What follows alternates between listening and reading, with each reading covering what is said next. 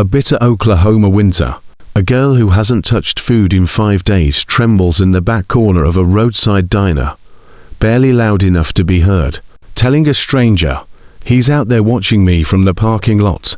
Beyond the fogged glass, a black SUV sits in the dark with its engine idling, headlights off, patient as a predator. Inside, 12 bikers fill the room, men with military ink faded into scarred skin, eyes that have seen the kind of things that don't leave you. They watch the front entrance the way men watch something they've been expecting. Their president buried a daughter 3 years ago, not in the ground, but in an empty casket, because the things that took her left nothing behind to bury. So when the door finally swings open and a well-dressed man strolls in wearing a smile built for people who've never been held accountable for anything, not a single face in that diner smiles back. This is the night the world shifts on its axis. If this story reaches into your chest, stay until the very last word. Hit that like button, drop a comment below, and tell me, what city are you watching from tonight? Snow had been coming down for 6 hours without mercy, and Donna Valley could no longer feel the tips of her fingers. She stood behind the counter, Rusty's roadside diner, dragging a cloth across the same patch of laminate she'd already wiped 11 times, watching the parking lot through glass, so fogged the world beyond it looked like a watercolor someone had abandoned half finished. Highway 77 was a ghost. No headlights moving either direction, just white coming down hard enough to bury everything Oklahoma had ever tried to stand up. The clock above the pie case said 11:47 p.m. 3 truckers had passed through before 9. A couple from Tulsa had nursed bad coffee and a worse conversation until 10. Now it was just Donna, the idle hum of a deep fryer she'd already switched off, and the smell of burnt coffee so permanent it had become part of the walls themselves. She was 46 years old, 5'4". A scar ran from her left ear down to her collarbone, a thing she covered with turtlenecks in winter and covered with silence every season after that. Her ex-husband had put it there with a broken bottle in 2014. The restraining order came 3 months after a divorce that had taken 2 years to finalize. The nightmares had never stopped. She reached under the counter for the mug she kept hidden behind the register. Chipped, blue, no handle, the one she drank bourbon from when the roads emptied out and the loneliness got mean. That's when she heard it, the front door, not opening, just pressure against it, someone leaning into the frame from outside, deciding whether the warmth visible through the glass was worth whatever the risk was of walking through. Donna set the mug down. She listened, wine shrieked through the gap at the base of the kitchen door. The fluorescent bulbs buzzed their endless insect song. Then the handle turned, and a wave of freezing air flooded the diner as a figure stumbled in and collapsed against the jukebox. A girl, 18, maybe. Hard to say, because starvation does things to a face that collapse the meaning of age. Hollow cheeks sunk beneath eyes that were too wide, too large, too old for the body carrying them. Her jacket, thin nylon, not even zipped, hung open over a t-shirt that might have been white in a previous life. No gloves, no scarf. Bruises ringed both wrists like bracelets assembled from cruelty. She was shaking so violently the jukebox rattled against the wall. Donna didn't move, didn't say a word.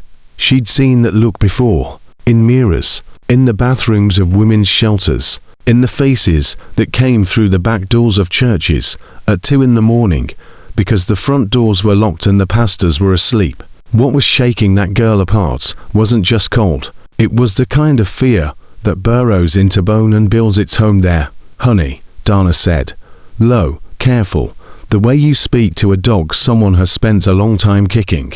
"Come sit down." The girl's eyes found Donna's face and began to search it, calculating, scanning for the trap. "It's just me," Donna said. "Diner's empty. Coffee's awful, but it's hot." The girl took 2 steps forward and stopped. Her eyes drifted to the windows, to the parking lot. She stared at something out in the dark with the particular recognition of someone who already knows exactly what she's looking at.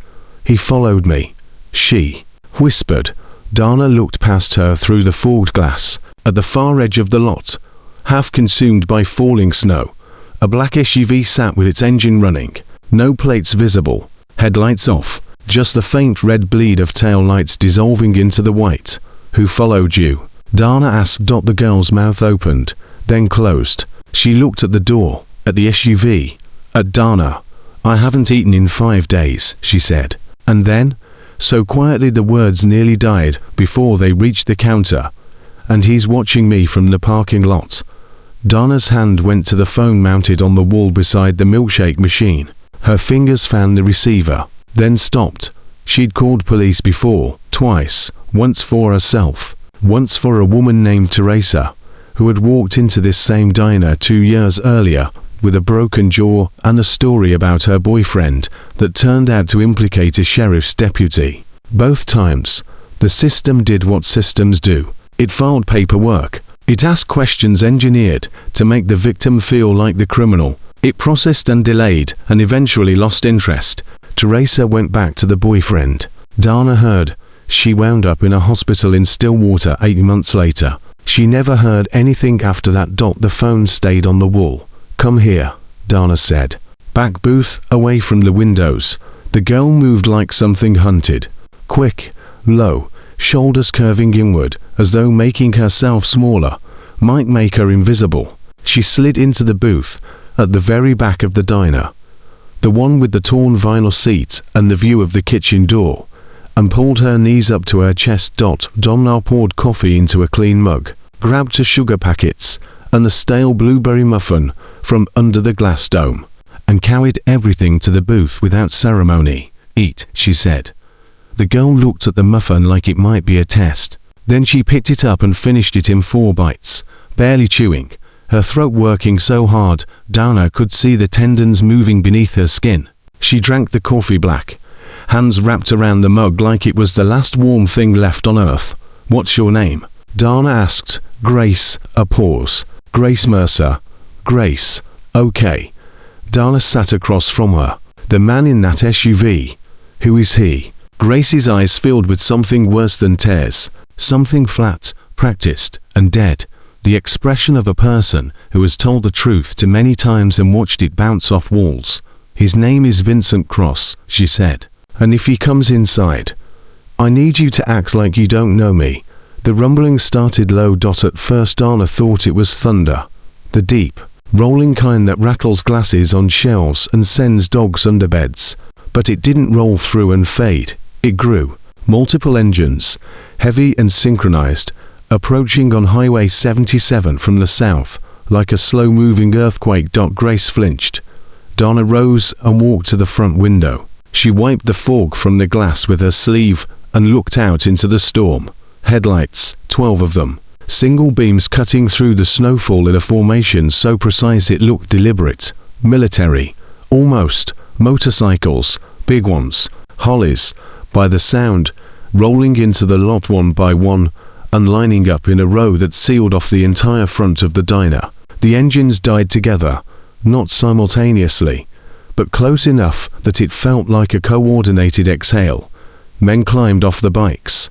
Big men, not big in the way that comes from gyms and supplements, but big in the way that accumulates across decades of road, and weather, and labor, and violence that leaves its signature in the way a person moves, deliberate, unhurried, every step selected. Leather cuts layered over heavy jackets, patches barely visible beneath the snow already settling on their shoulders. Military tattoos climbed their forearms. Scars caught the dim lot light. The front door opened, and they filed in without a word. 12 men, 12 sets of boots meeting the wooden floor in a rhythm that made coffee mugs sway on their hooks. They filled the counter stalls and the middle booths with a presence that changed the atmosphere in the room. The diner seemed smaller. The fluorescent lights seemed harsher. The world beyond the windows seemed further away. The last man through the door was the biggest, not tallest, not heaviest. Biggest in the way that matters. The way a man occupies a room simply by standing in it. He was maybe 55. Salt and pepper beard trimmed close to a jaw that looked quarried from the same stone as the Oklahoma hills. Eyes the shade of creek water after a hard rain, grey-green, and absolutely still. His cut carried more patches than the others, and across the back, in letters Dana could only read when he turned to close the door, Iron Brotherhood MC President. His road name was stitched beneath the title. Grizzly. He didn't sit. He stood at the end of the counter, pulled off his gloves one finger at a time, and looked at Dana with eyes that neither asked for anything nor offered anything. Kitchen still open. His voice was gravel poured over something deeper, something exhausted. Grills off, Dana said. I can do coffee and cold sandwiches. That'll do. He said it to her, but his gaze had already moved past the counter, past the pie case, to the back booth where Grace Mercer sat frozen with her coffee mug pressed against her chest, watching 12 strangers who looked like the most dangerous men she had ever seen. Grizzly's expression didn't change, but something behind his eyes moved. A flicker, a tremor, a hairline crack in concrete through which something old and buried was pressing. He'd seen that look before, 3 years ago, in a photograph, in his daughter Lily's face on a missing persons report that he still carried, in his cut until the paper went soft and the creases fractured her smile into pieces. They never found Lily. The FBI said trafficking. The local police said runaway. His ex-wife said the lifestyle was to blame. The club. The years of being gone. Everyone had a theory. Nobody had his daughter. Grizzly drank himself into a 6-month blackout after the funeral they held with an empty casket. He rode his motorcycle into a ditch, roadside Muskogee, at 90 miles an hour, and walked away without a scratch. And he hated the universe for giving him that particular mercy. The Brotherhood pulled him back, not with speeches. Bikers don't do speeches. They did it the way men who've survived combat do everything. They showed up. They sat in silence beside him. They rode roads that went nowhere until the nowhere began to feel like something again. He rebuilt himself into something harder and quieter than before. A man who spoke less, who noticed more, who could never look at a young woman's face without searching it for Lily's ghost. He was searching now. Dana. His voice was low enough that only she could hear. That girl in the back. She come in alone. Dana hesitated. She glanced toward Grace, then toward the parking lot. There's a vehicle out there, she said carefully. Black SUV.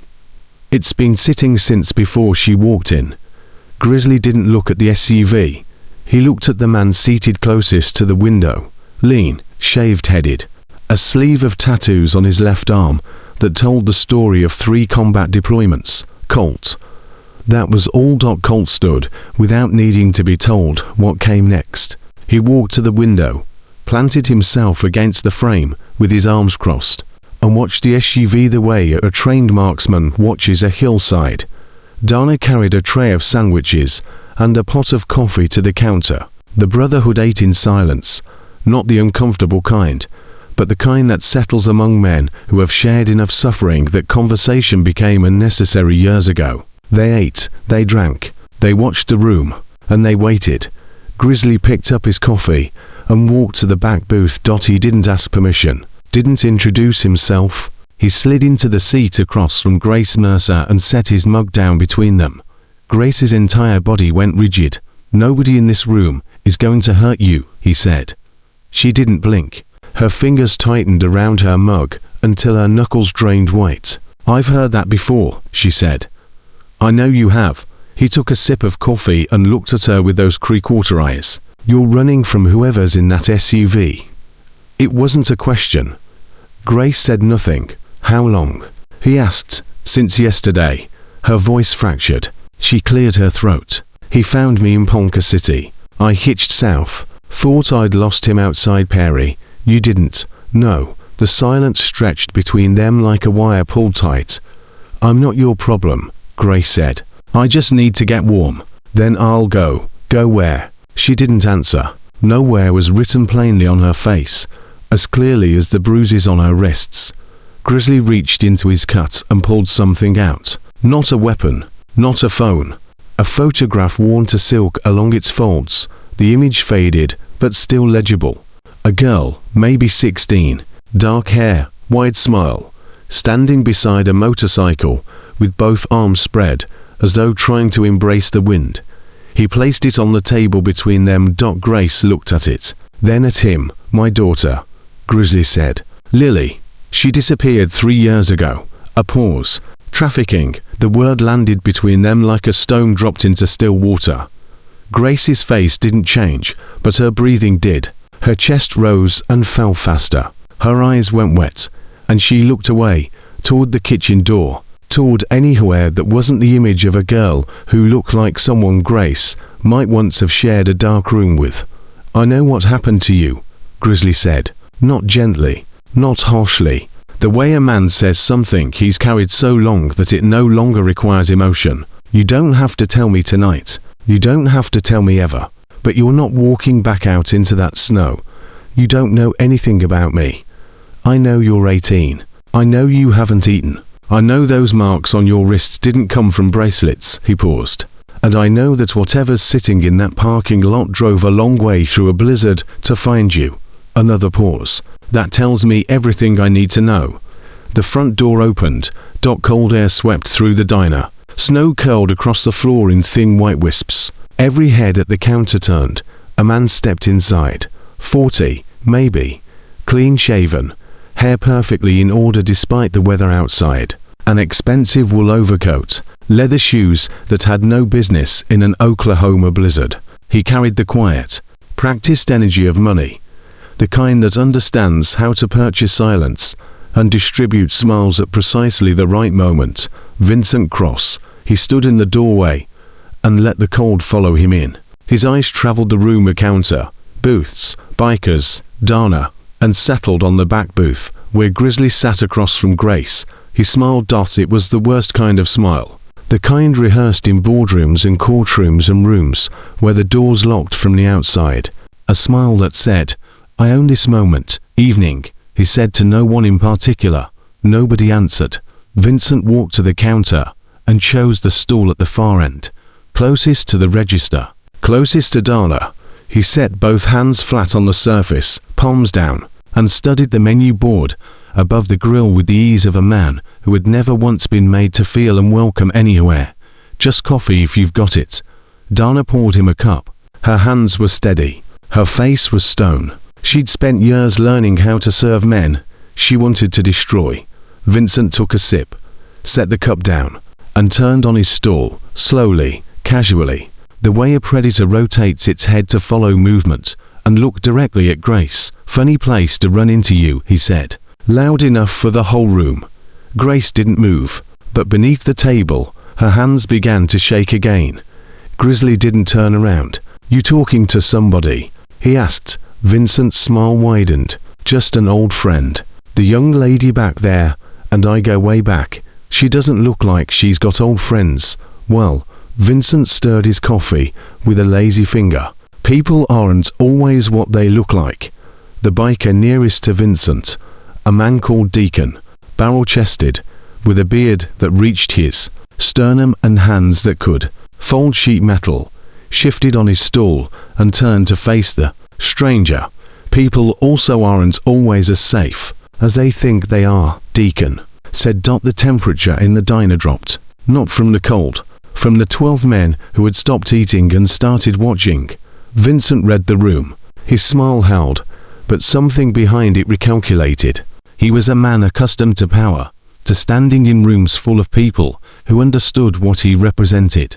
But this room didn't operate on his courtesy. These men weren't afraid of him. They were waiting for him.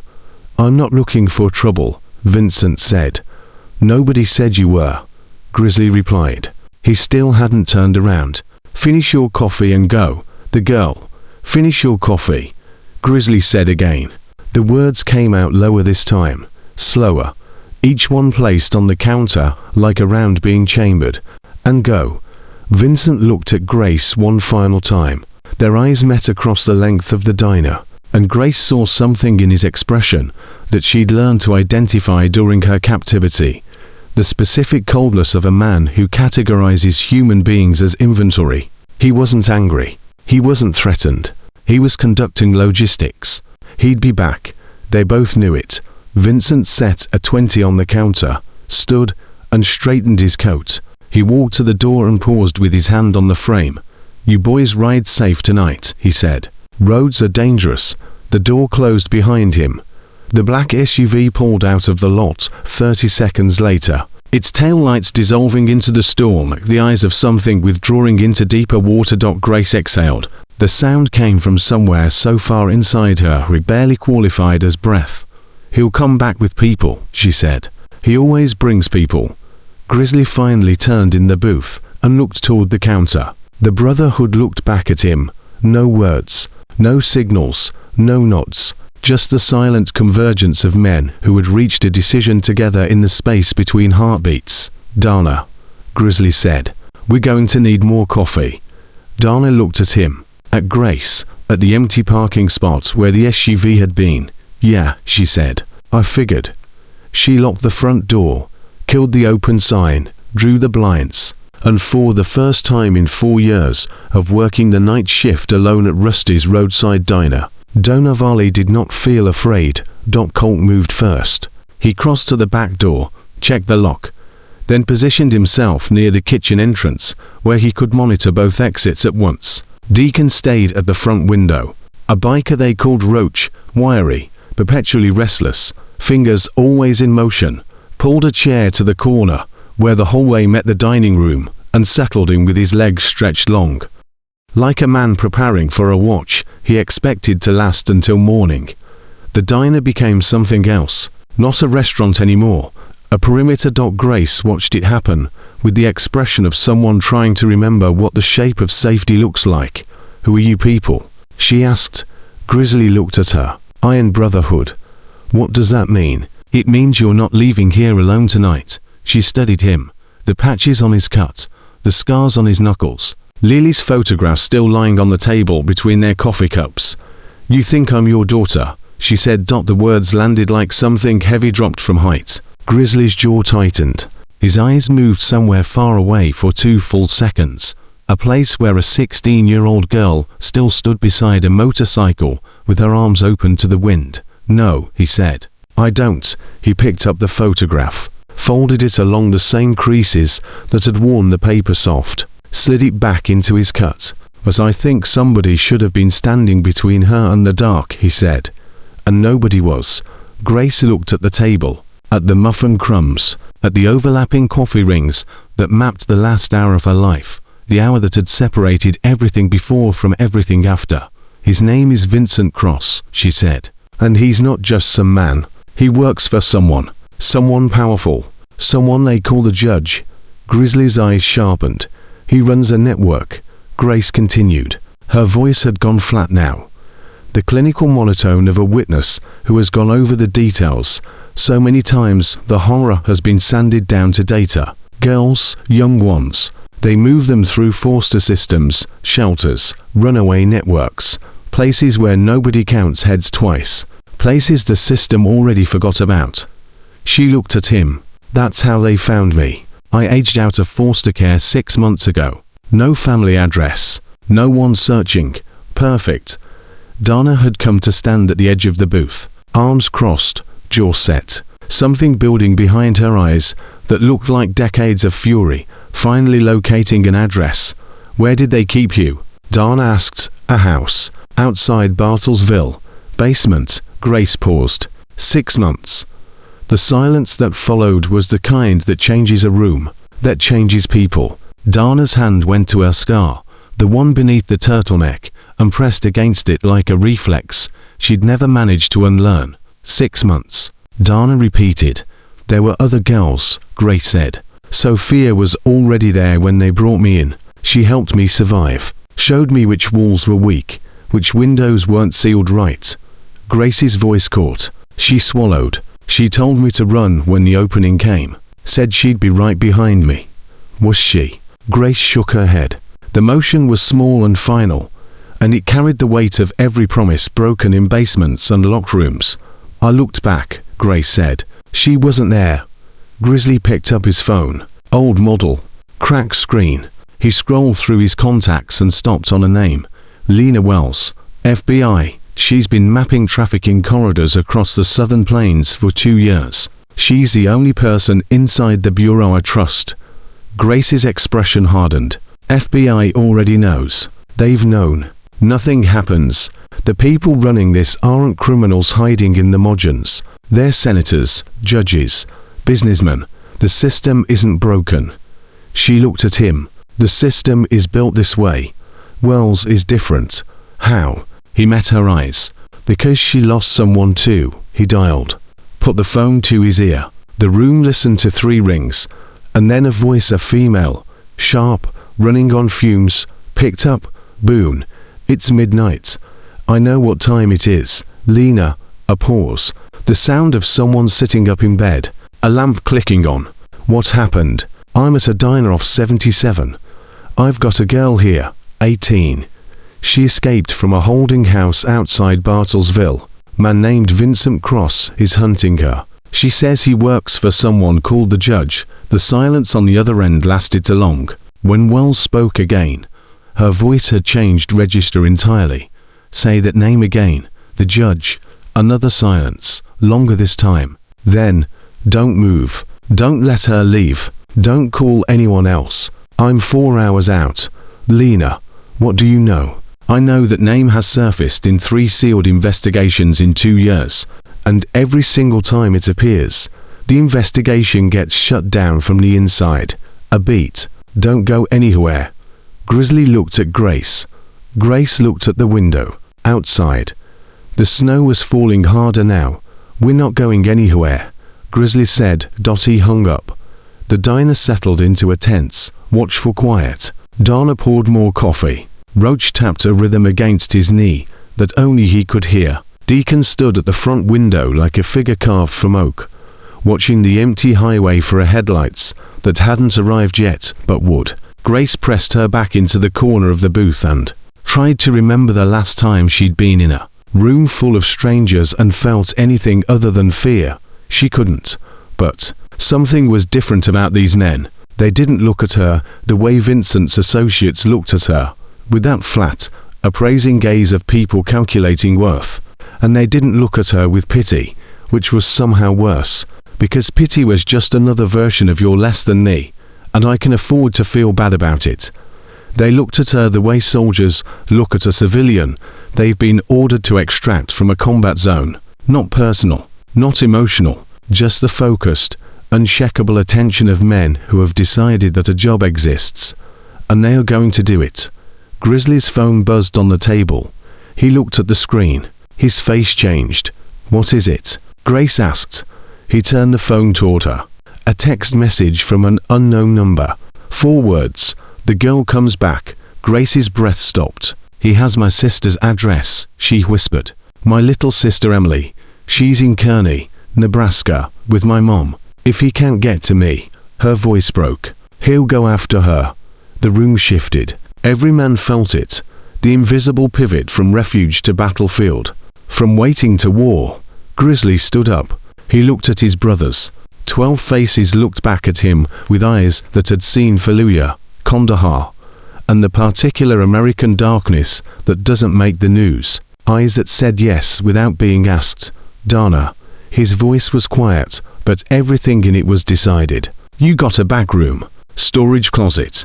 There's a cot in there from when the night cook used to sleep between shifts.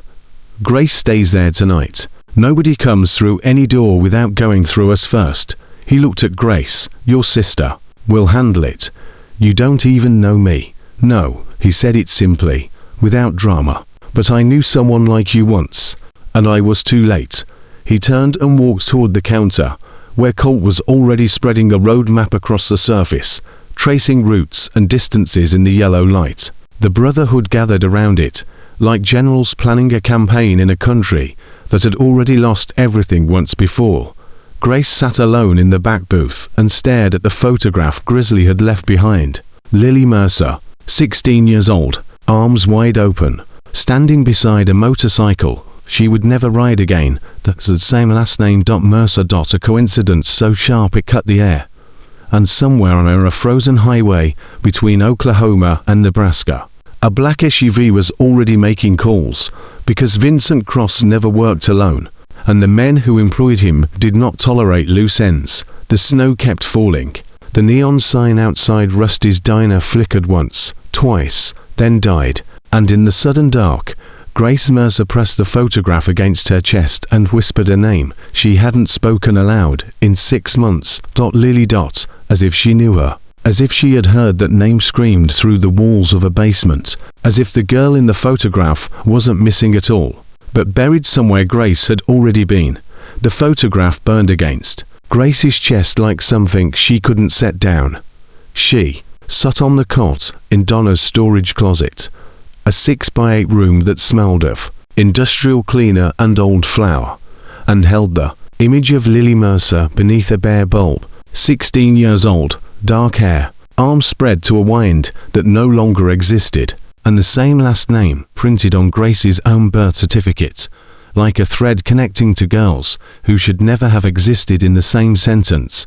Mercer. Grace turned the photograph over. Nothing on the back, no date, no location, just the ghost impression of a thumbprint worn into the surface by a father who had held it too many times to count. She knew that name, not from a file, not from the news, from a voice in the dark, a voice that had come through concrete walls in a basement outside Bartlesville, where the lights never came on and the days stopped having numbers. My name is Lily. They took me from Oklahoma. My dad rides motorcycles. He'll come from me. Grace closed her eyes.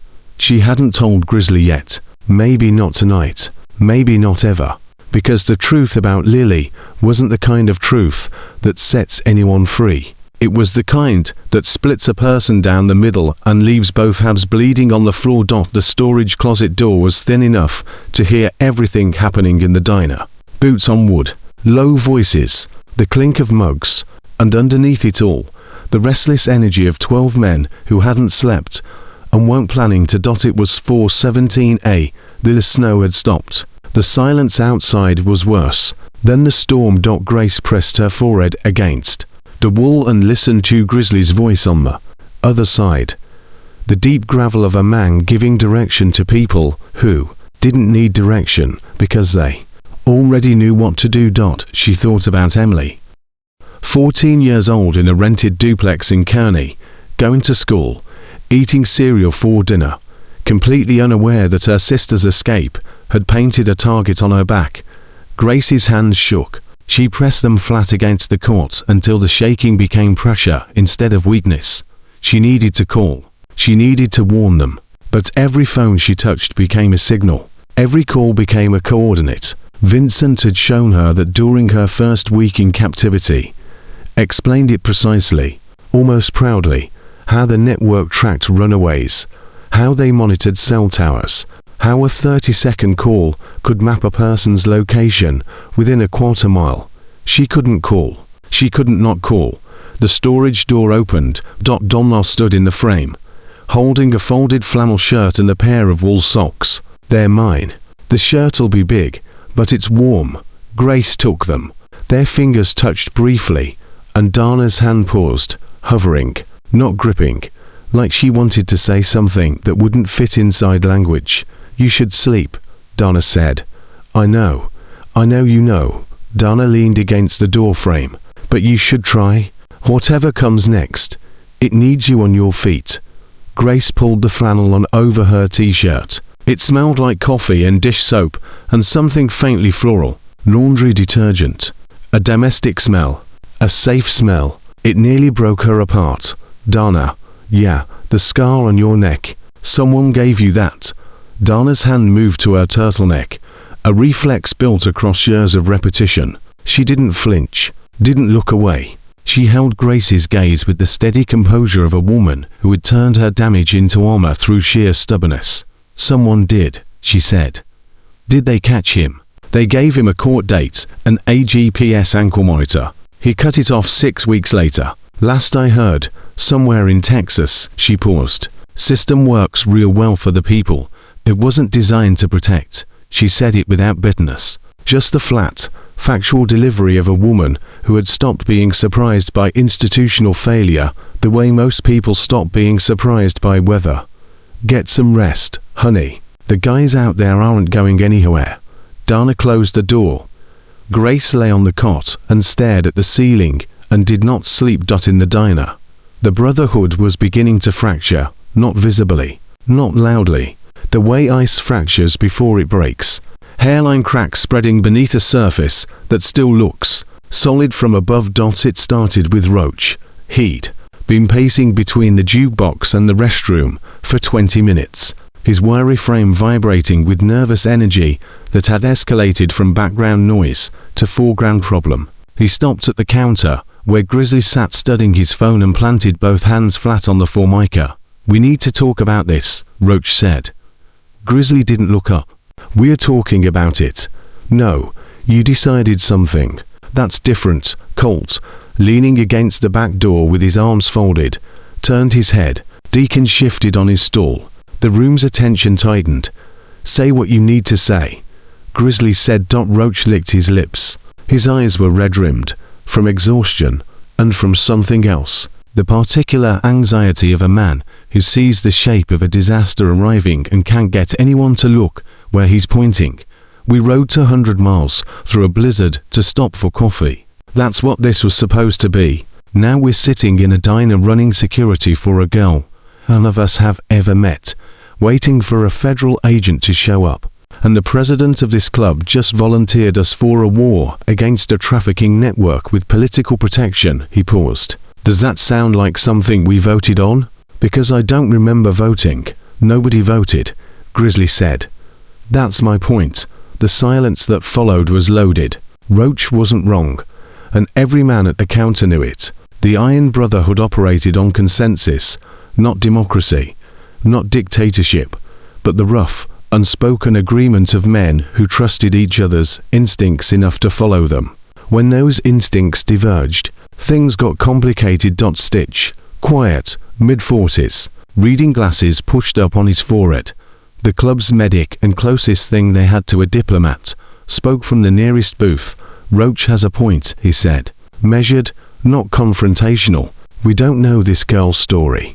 We don't know if it checks out. We've got one name, Vincent Cross, a code name, and a traumatized 18-year-old who might be telling us exactly what she thinks we need to hear. Why would she lie?" Deacon asked. "I didn't say she's lying. I said we don't know yet. There's a difference." Grizzly set his phone down. He looked at Stitch, then at Roach, then at the rest of the Brotherhood, one face at a time. The way a sergeant reads his squad before sending them somewhere that might not bring them back whole. 3 years ago, Grizzly said, "My daughter disappeared. I sat in a police station for 7 hours, filed a report, called the FBI tip line, talked to a detective who spelled Lily's name wrong twice on the intake form. He picked up his coffee, cold now. He drank it anyway. You know what happened after that? Nothing. Nothing happened for 3 years, because the people who took her knew how to move inside a system that wasn't designed to stop them. They knew which judges to buy, which cops to avoid, which social workers were too overloaded to notice the patterns." He set the mug down. "That girl in that closet is running from the same machine that swallowed my daughter whole. And you want to take a vote?" Roach looked at the floor. His jaw worked. When he looked up, his eyes were wet, but his voice was hard. "I'm not saying we leave her. I'm saying we need to understand what we're walking into. Because the last time you let your heart outrun your head, Boone, we buried Ketchum." The name landed like a grenade. Ketchum, a brother. 2 years dead, killed on a run in Arkansas that went sideways, because the intelligence was bad and the emotions were running high. And Grizzly had pushed the club into a situation that needed another week of reconnaissance before anyone rode. Nobody talked about Ketchum, the way nobody talks about the dead who died because of a decision that can't be unmade. Grizzly's face didn't change, but the tendons in his neck tightened, and his right hand, the one nearest his coffee mug, closed into a fist, so slowly it was like watching a door being sealed. "Don't," Colt said from the back door. One word, aimed at Roach, a warning that carried more weight than a sermon. "Don't what?" Roach shot back. "Don't remember. Don't say his name. Ketchum is dead because we charged in on a feeling. And here we are doing it again." "This is different," Deacon said. How? Because there's a girl in that closet with marks on her wrists and a predator who knows where her little sister lives. That's how. Roach turned to Deacon. The two men faced each other across the counter with the tension that lives between brothers who love each other but disagree on whether that love requires caution or courage. I have a daughter too, Roach said. His voice dropped its edge, became something raw, difficult to look at. She's 12, lives in Tulsa with her mother. I haven't seen her in 8 months because every time I show up, her mom calls it a custody violation. He looked at Grizzly. You think I don't understand the stakes? I understand better than anyone in this room, which is exactly why I'm saying we need to be smart about this. Not fast, smart. The diner went quiet except for the refrigerator hum and the thin sound of wind pressing at the windows. Grizzly stood up. He walked to Roach and stopped close enough that only Roach could hear what came next. You're right about Ketchum, he said, barely above a whisper. That was on me. I carry it every day I breathe. He stepped back slightly. But I will not drive past another girl sitting alone in the dark, wondering if anyone's coming. Not tonight. Not ever again. He stepped back further and looked at the room. Nobody has to stay. Every man here rides free. That's never changed. But I'm staying. And if I'm staying alone, I'm staying alone, one by one, the Brotherhood answered. Not with words, but with stillness. 12 men who could have walked out. 12 men who chose the wait. Even Roach. He shook his head, muttered something under his breath, and sat back down at the counter. He pulled a cigarette from behind his ear and didn't light it. Just held it between his fingers like a rosary for men who'd given up on prayer. You're going to get us killed one day, Roach said. Probably, Grizzly said. Just wanted that on the record. Noted. The tension cracked just enough to let the room breathe. Not resolved, deferred. The fault line was still there, running through the Brotherhood like something that would shift again the next time pressure found it. But for now, it held. At 5:03 a.m., headlights appeared on Highway 77. Colt saw them first. He was positioned near the back door, but his sightline to the front window was clear, and his combat training had long ago rewired him to register changes in light before conscious thought could catch up. Vehicle, he said. The Brotherhood moved, not frantically, but with the practiced efficiency of men who had done this before in places where incoming headlights sometimes preceded incoming fire. Deacon shifted from the window to the blind spot beside the front door. Two bikers flanked the kitchen entrance. Grizzly held his position at the counter and waited. The headlights slowed, turned into the parking lot.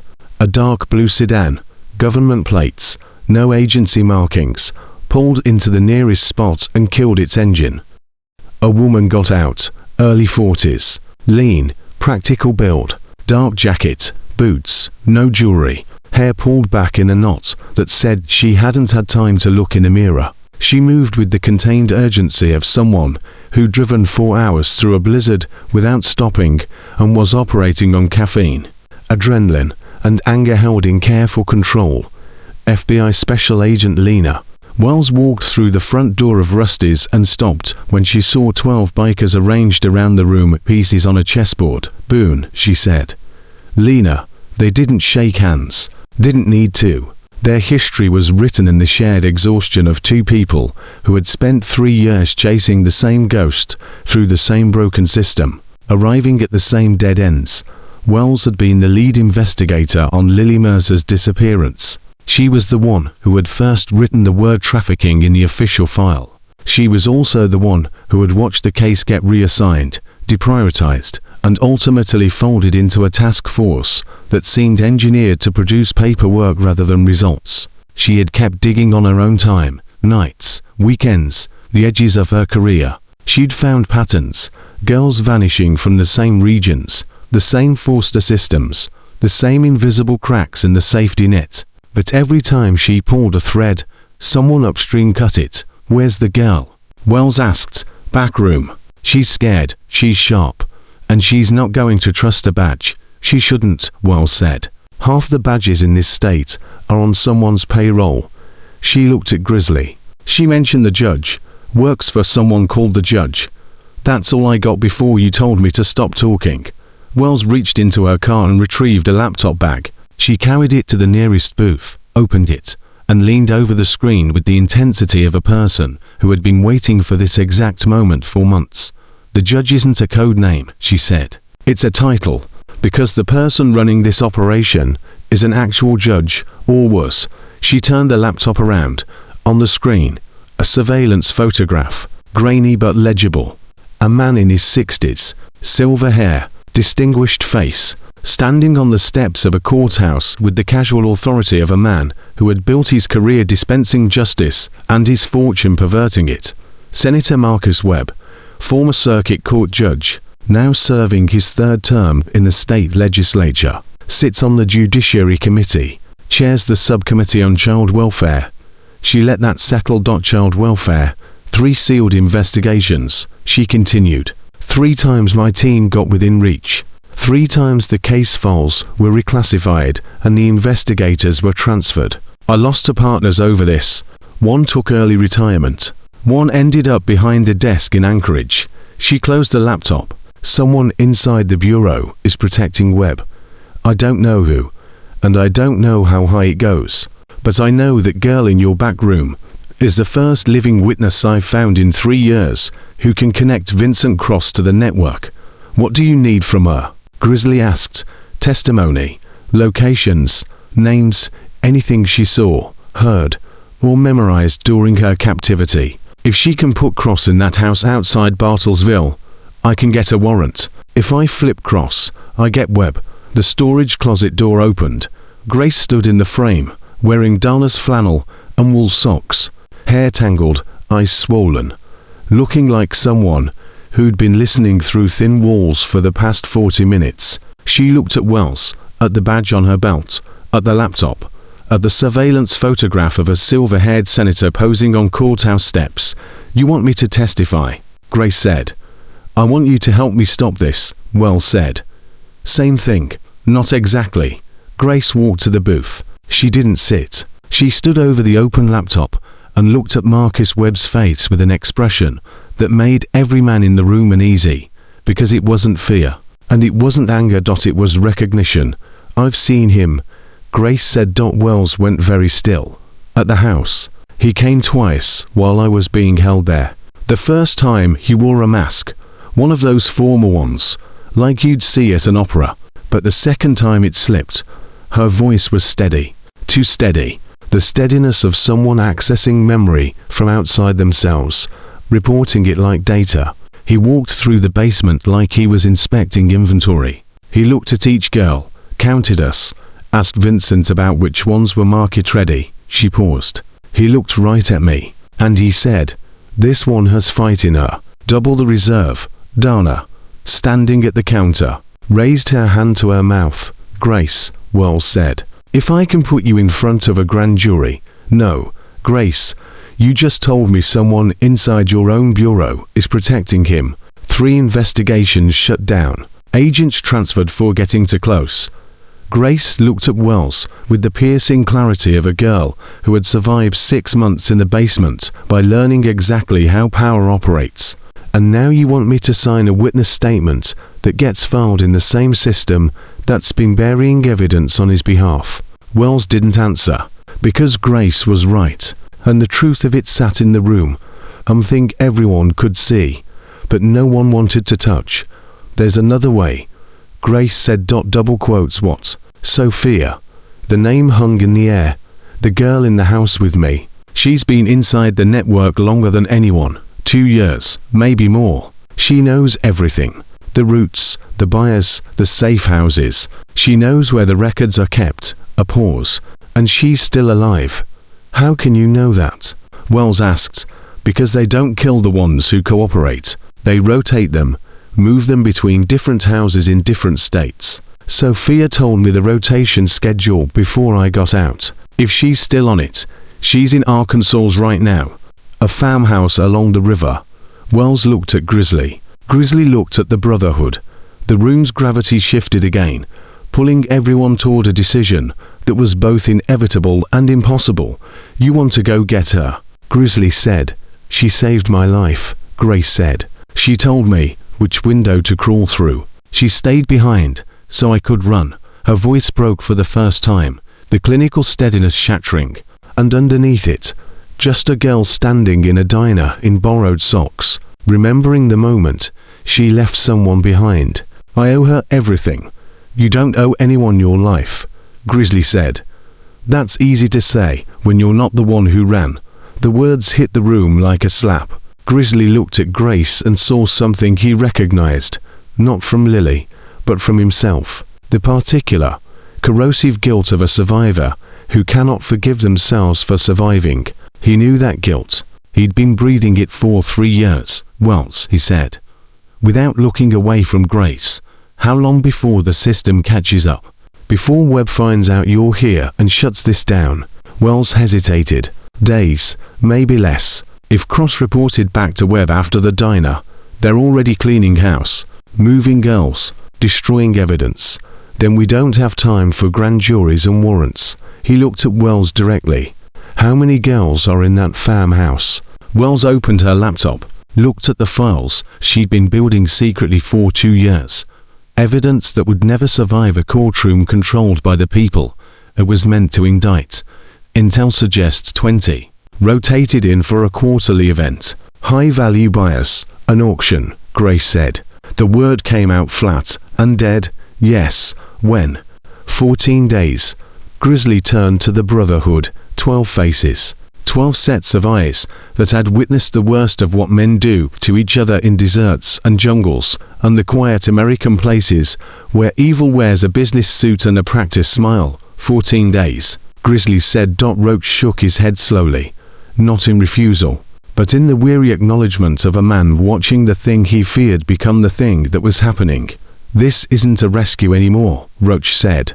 No, Grizzly said. It's not. The diner was quiet.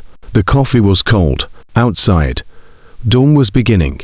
A thin grey line along the eastern horizon that promised nothing but more cold and more distance. Grace's phone buzzed on the table. Everyone looked at it. She picked it up. Read the screen. Her face went white. What is it? Grizzly asked. She turned the phone around. A photograph. Emily, Grace's 14-year-old sister, standing outside her school in Kearney, Nebraska, shot from across the street with a telephoto lens. She was wearing a blue jacket and carrying a backpack with a keychain dangling from the zipper, and she was laughing at something her friend had just said, completely unaware that someone was measuring the distance between them. Beneath the photograph, a message, 14 days, Grace, come home, or she takes your place. Grace stood. The phone clattered to the table. She looked at Grizzly, at Wells, at Dana, at 12 bikers who had spent the night guarding a stranger. I have to go back, she said. Grace, Wells began. If I go back, he leaves Emily alone. That's the arrangement.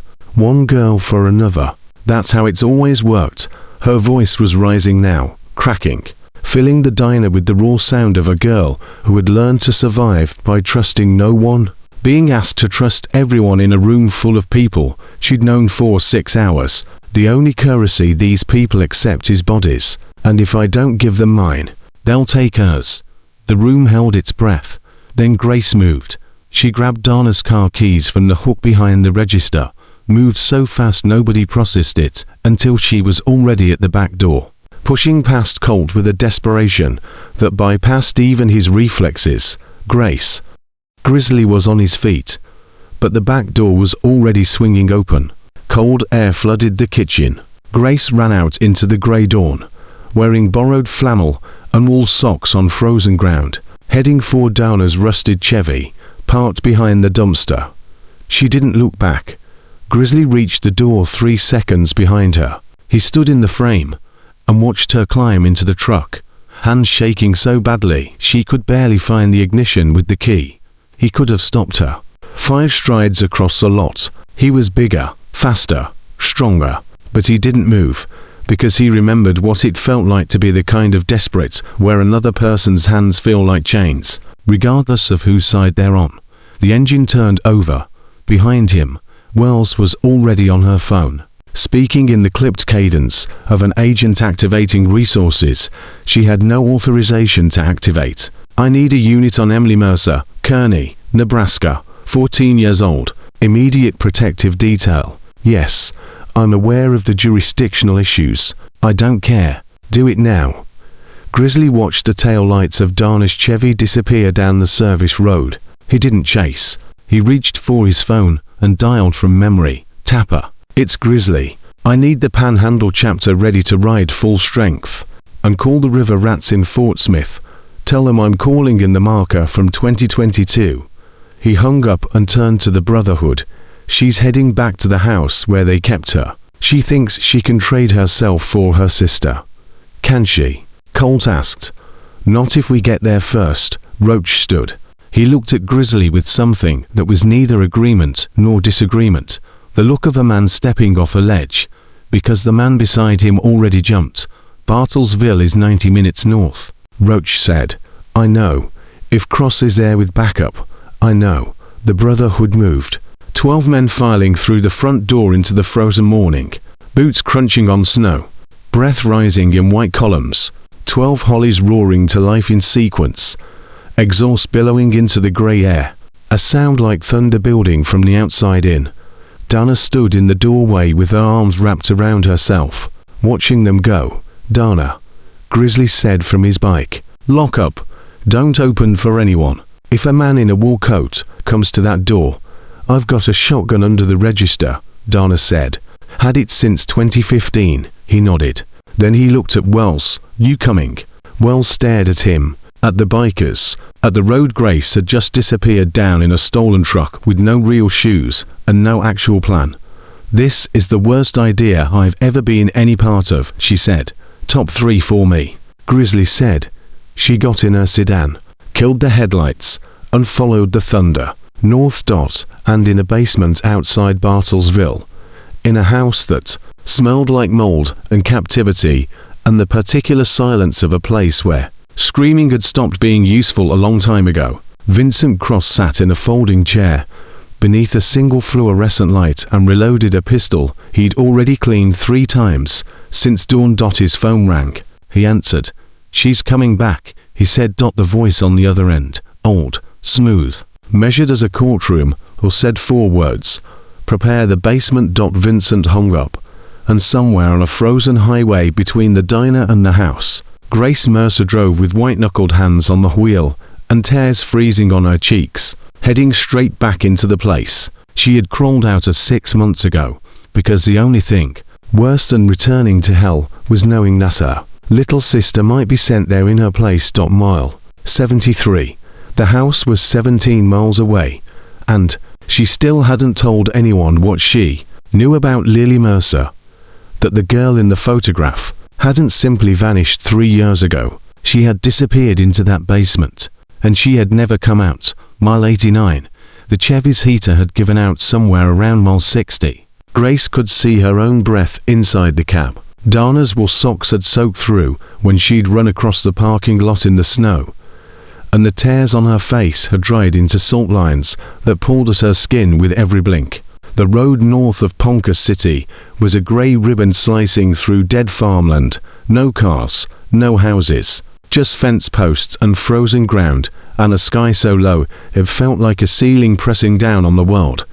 She knew this was foolish. She knew it the way you know a burn is going to blister, with certainty, and without the power to undo it. Driving back to the house where Vincent Cross had kept her captive for 6 months was not a rescue plan. It was a surrender dressed up as love, but every time she closed her eyes, she saw the photograph.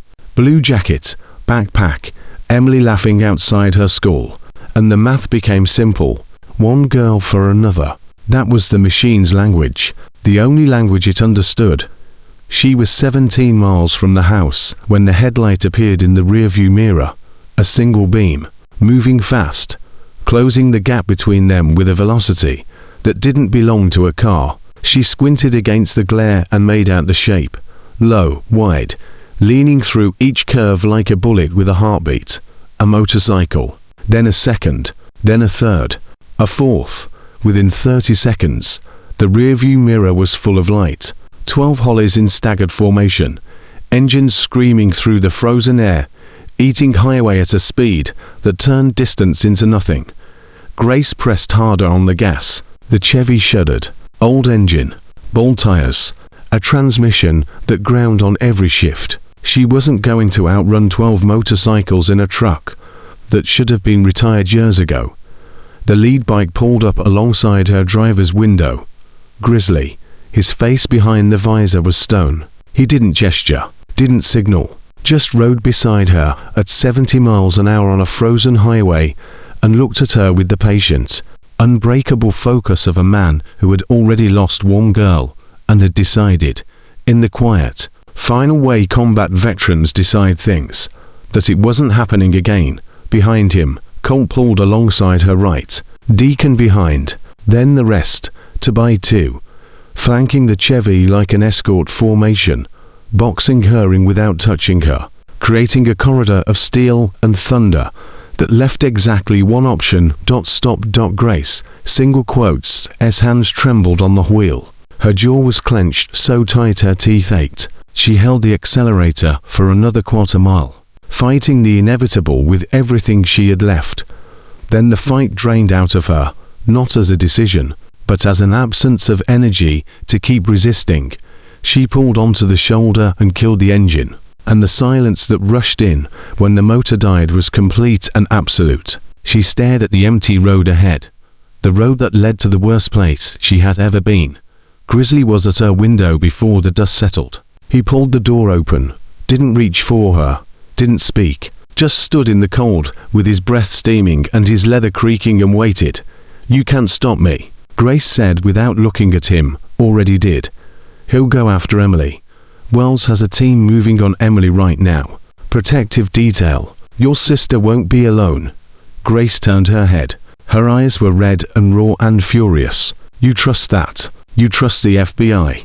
The same FBI that let 3 investigations die? The same bureau with a mole-protecting web? I trust Lena Wells. That's not the same thing. It's not enough, maybe not. But you driving back to that house alone, in socks and a borrowed shirt. That's also not enough." She stared at him. The anger collapsed. What lay beneath was worse. The flat, exhausted acceptance of someone who'd run out of options and no longer had the energy to pretend otherwise. "Here's Sophia," she whispered. "If I don't come back, he'll punish her for what I did. That's how it works. Someone always pays. Then we go get Sophia. You don't know where she is. You do." Grace's mouth opened, closed. She looked past Grizzly to the Brotherhood, 12 men standing beside their bikes on a frozen shoulder, engines ticking as they called, faces unreadable beneath helmets and road grime, and the particular exhaustion of men who'd been awake for 22 hours and weren't planning to stop. "The house," Grace said, "outside Bartlesville. That's where he'll take me. That's where she be. Then that's where we go." He paused. "But we go together, and we go smart." Wells's sedan pulled up behind the last bike. She stepped out with her phone still pressed to her ear and walked toward the truck. "Emily's covered," she said, hanging up. "I've got a friend in the Marshal Service. Off the books, personal favor. He's sitting outside her school right now." "Off the books," Grace said. "So no paperwork, no record. No one knows except you and your friend. That's the point." Grace studied her. The badge, the dark circles, the slight tremor in her left hand that suggested too much coffee and not enough sleep. "Why should I trust you?" Grace asked. "Every person with a badge I've ever met either didn't care or was on someone's payroll. Because I've been running this investigation on my own time, with my own money, burning through every favor and every friendship I have," Wells said. "And I am standing on the side of a rural highway at 6 in the morning with a biker club," Colt corrected from somewhere behind her, "with a biker club instead of in my office, filing a proper report. Because I know the proper channels will get this girl killed." She held Grace's gaze. "And because I have a daughter, she's 9. And every time I look at her face, I think about the girls I couldn't find in time." The highway stretched empty in both directions. Wind moved across the frozen fields, and made the barbed wire fences hum a thin metallic note. "Okay," Grace said. She climbed out of the truck. Her feet hit the frozen ground, and the cold shot through the soaked wool socks like electricity. Grizzly shrugged off his jacket, heavy leather, lined with something that held body heat, and dropped it over her shoulders without ceremony. "Bartlesville," he said. "Tell me about the house."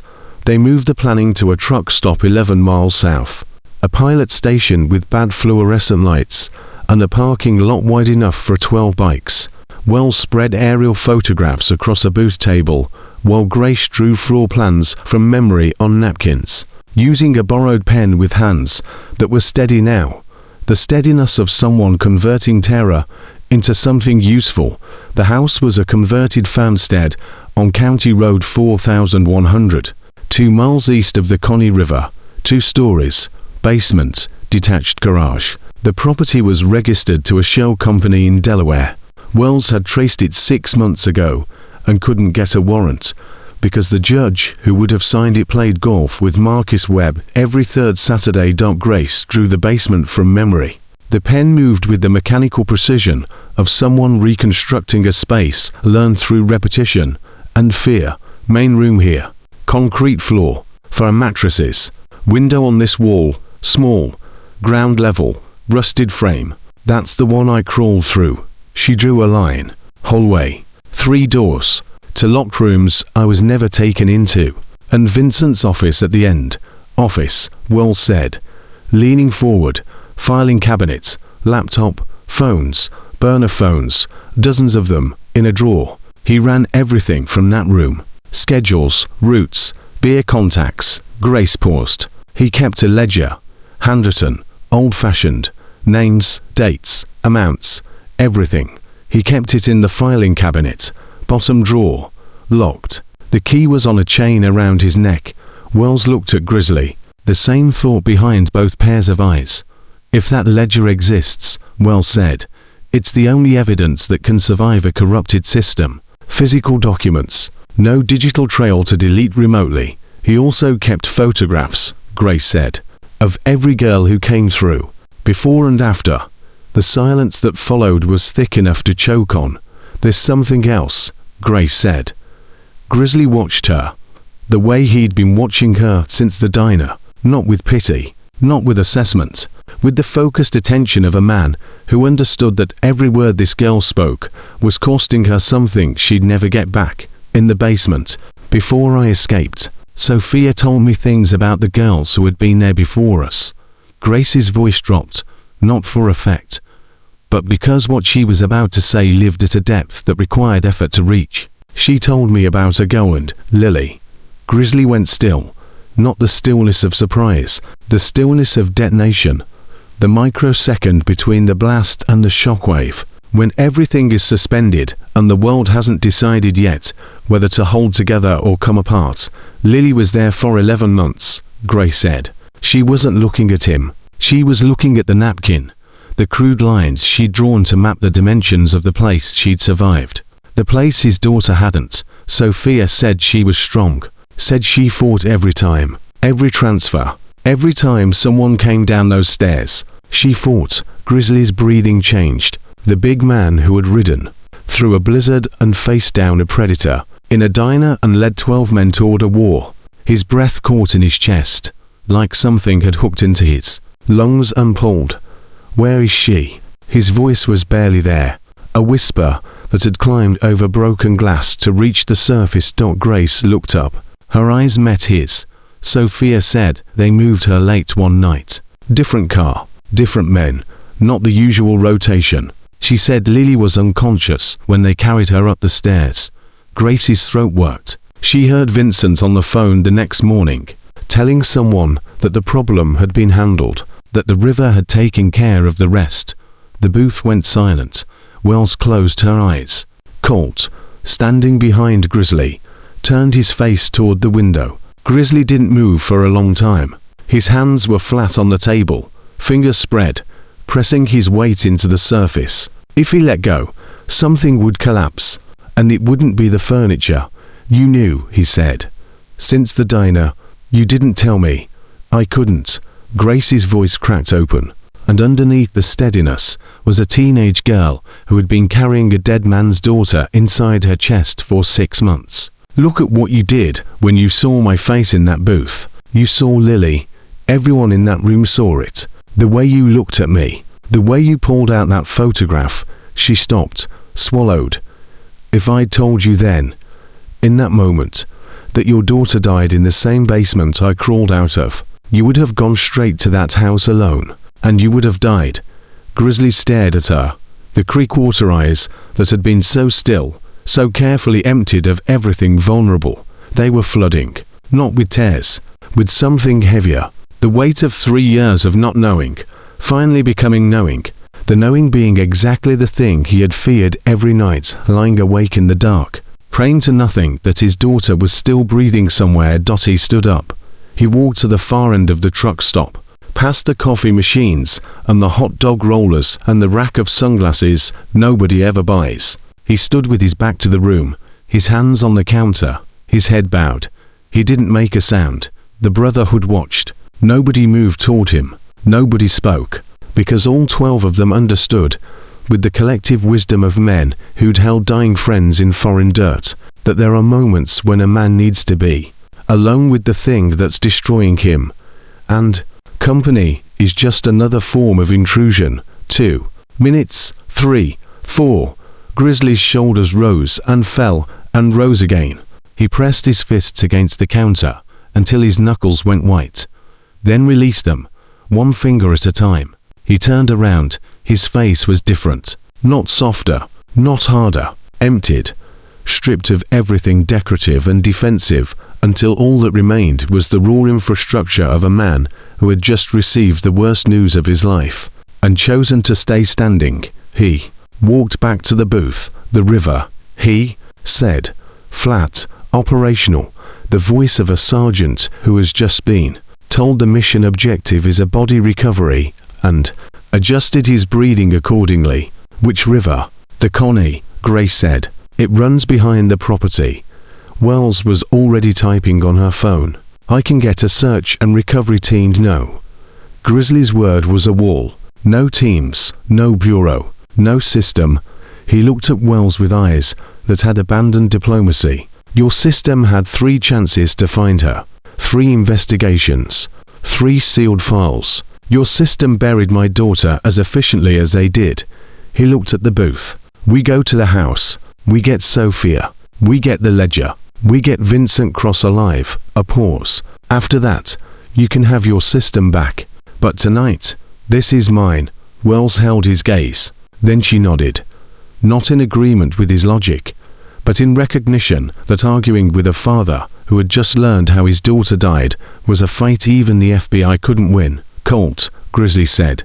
How many weapons do we have? 12 sidearms. 3 shotguns in the saddlebags. Roach has a rifle. It's a deer rifle, Roach said. Bolt action. Nothing tactical. It'll do. Grizzly turned to Grace. How many men does Cross usually keep at the house? When I was there, 3. Vincent, a man called Derek who handled transport, and a guard upstairs. But if he's expecting me back, she hesitated. He'll have more. How many more? I don't know. The network is large. Webb has resources. Money buys a lot of muscle. Stitch spoke from the adjacent booth, studying the aerial photographs. The property is 1 road in and 1 road out. County Road 4100 dead ends at the river. No rear exit for vehicles. If we approach from the east, they'll see headlights from half a mile. Then we don't use headlights. Colt said. 12 hollies in the dark on a rural road. They'll hear us from a mile. Then we don't use hollies. Everyone looked at Colt. The lean, tattooed former marksman. 3 deployments. A silver star he never talked about. The tactical mind the Brotherhood relied on when situations moved from emotional to operational. We staged the bikes here, he said. Take Wells's sedan and Donna's truck. 2 vehicles. Quiet approach from the southeast through the tree line along the river. 4 men in each vehicle. The rest stay here as a relay team in case things go sideways. I'm not staying back, Deacon said. Nobody asked you to. You're in the truck. Roach, Stitch, and Pike take the sedan with Wells, Grizzly, Deacon, Hound, and I take the truck. 8 men on a house with unknown hostiles, Roach said. That's thin. It's what we have. And Grace? Wells asked. Grace stays here. No. Grace's voice was immediate and certain. I'm the only one who knows the interior. I know where the basement window is, where Vincent's office is, where the ledger is. You go in blind and you're walking into a kill box. Colt looked at Grizzly. Grizzly looked at Grace. The same calculation played out behind his eyes.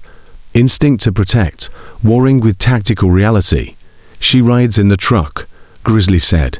Stays in the vehicle until the house is clear. And if it doesn't go clear, Grace asked, then you drive away. And you don't look back. They both knew she wouldn't drive away. They both knew that the girl who crawled through a basement window wasn't the kind of girl who left people behind twice. But they didn't say it. Some agreements work better unspoken. They moved at dusk. The sun had never properly risen, just crawled to a grey peak and immediately begun its retreat, dragging the light down with it like a curtain being pulled across a stage. By 4:30 p.m., the Oklahoma sky was the color of old lead, and the temperature had dropped to 19 degrees.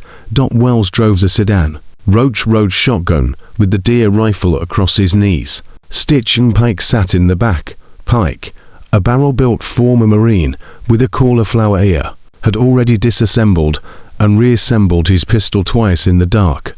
Darnay's Chevy followed 100 yards behind. Grizzly drove. Colt navigated from a topographic map pulled from the truck stop. Deacon and Hound rode in the truck bed with their collars up and their weapons accessible. Hound, a silent biker with a grey ponytail and a prosthetic left hand lost to an eye in Helmand Province, sat with his back against the cab, watching the road disappear behind them. Grace directed Grizzly through roads she'd memorized not by name, but by sensation. The curve where the pavement changed texture. The intersection where a dead oak split the sky like a broken hand. The half-mile stretch where the cell signal vanished. There, she said. Grizzly killed the headlights. The Chevy rolled to a stop in a stand of bare cottonwoods 200 yards from the property line. Wells pulled in behind and cut her. Engine silence. The house sat at the end of a gravel drive, a 2-story white structure that had once been a farmhouse and now looked like something pretending to be abandoned. No lights from the front. Detached garage to the left, door closed. And behind the house, the dark line of the Connie River cutting through the frozen landscape like a wound. But there were vehicles, 3, the black SUV from the diner parking lot, a white panel van, and a dark sedan with tinted windows that Grace didn't recognize. That's new, she whispered. That wasn't here when I was being held. More people, Colt said. Or more important people.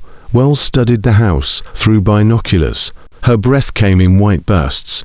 Movement. Second floor window on the right. Someone just passed the glass. Guard, Grace said. That's the upstairs hallway. Runs the full length of the house. They keep someone up there at all times. She paused. Basement access. Interior staircase behind the kitchen. And the window on the east side of the foundation, behind the propane tank. That's the one I used. Colt was already moving, sliding out of the truck in silence with the body control of a man whose training had taught him to occupy space without announcing it. He disappeared into the tree line like smoke. 4 minutes passed. 5. Then a low whistle, to notes falling, came from the darkness to the east, clear to the tree line. Deacon translated. No exterior guards. That's wrong, Grace said. Her voice had changed. Tighter, higher. The voice of someone whose instincts were firing. Signals that contradicted the data. There's always someone. Outside.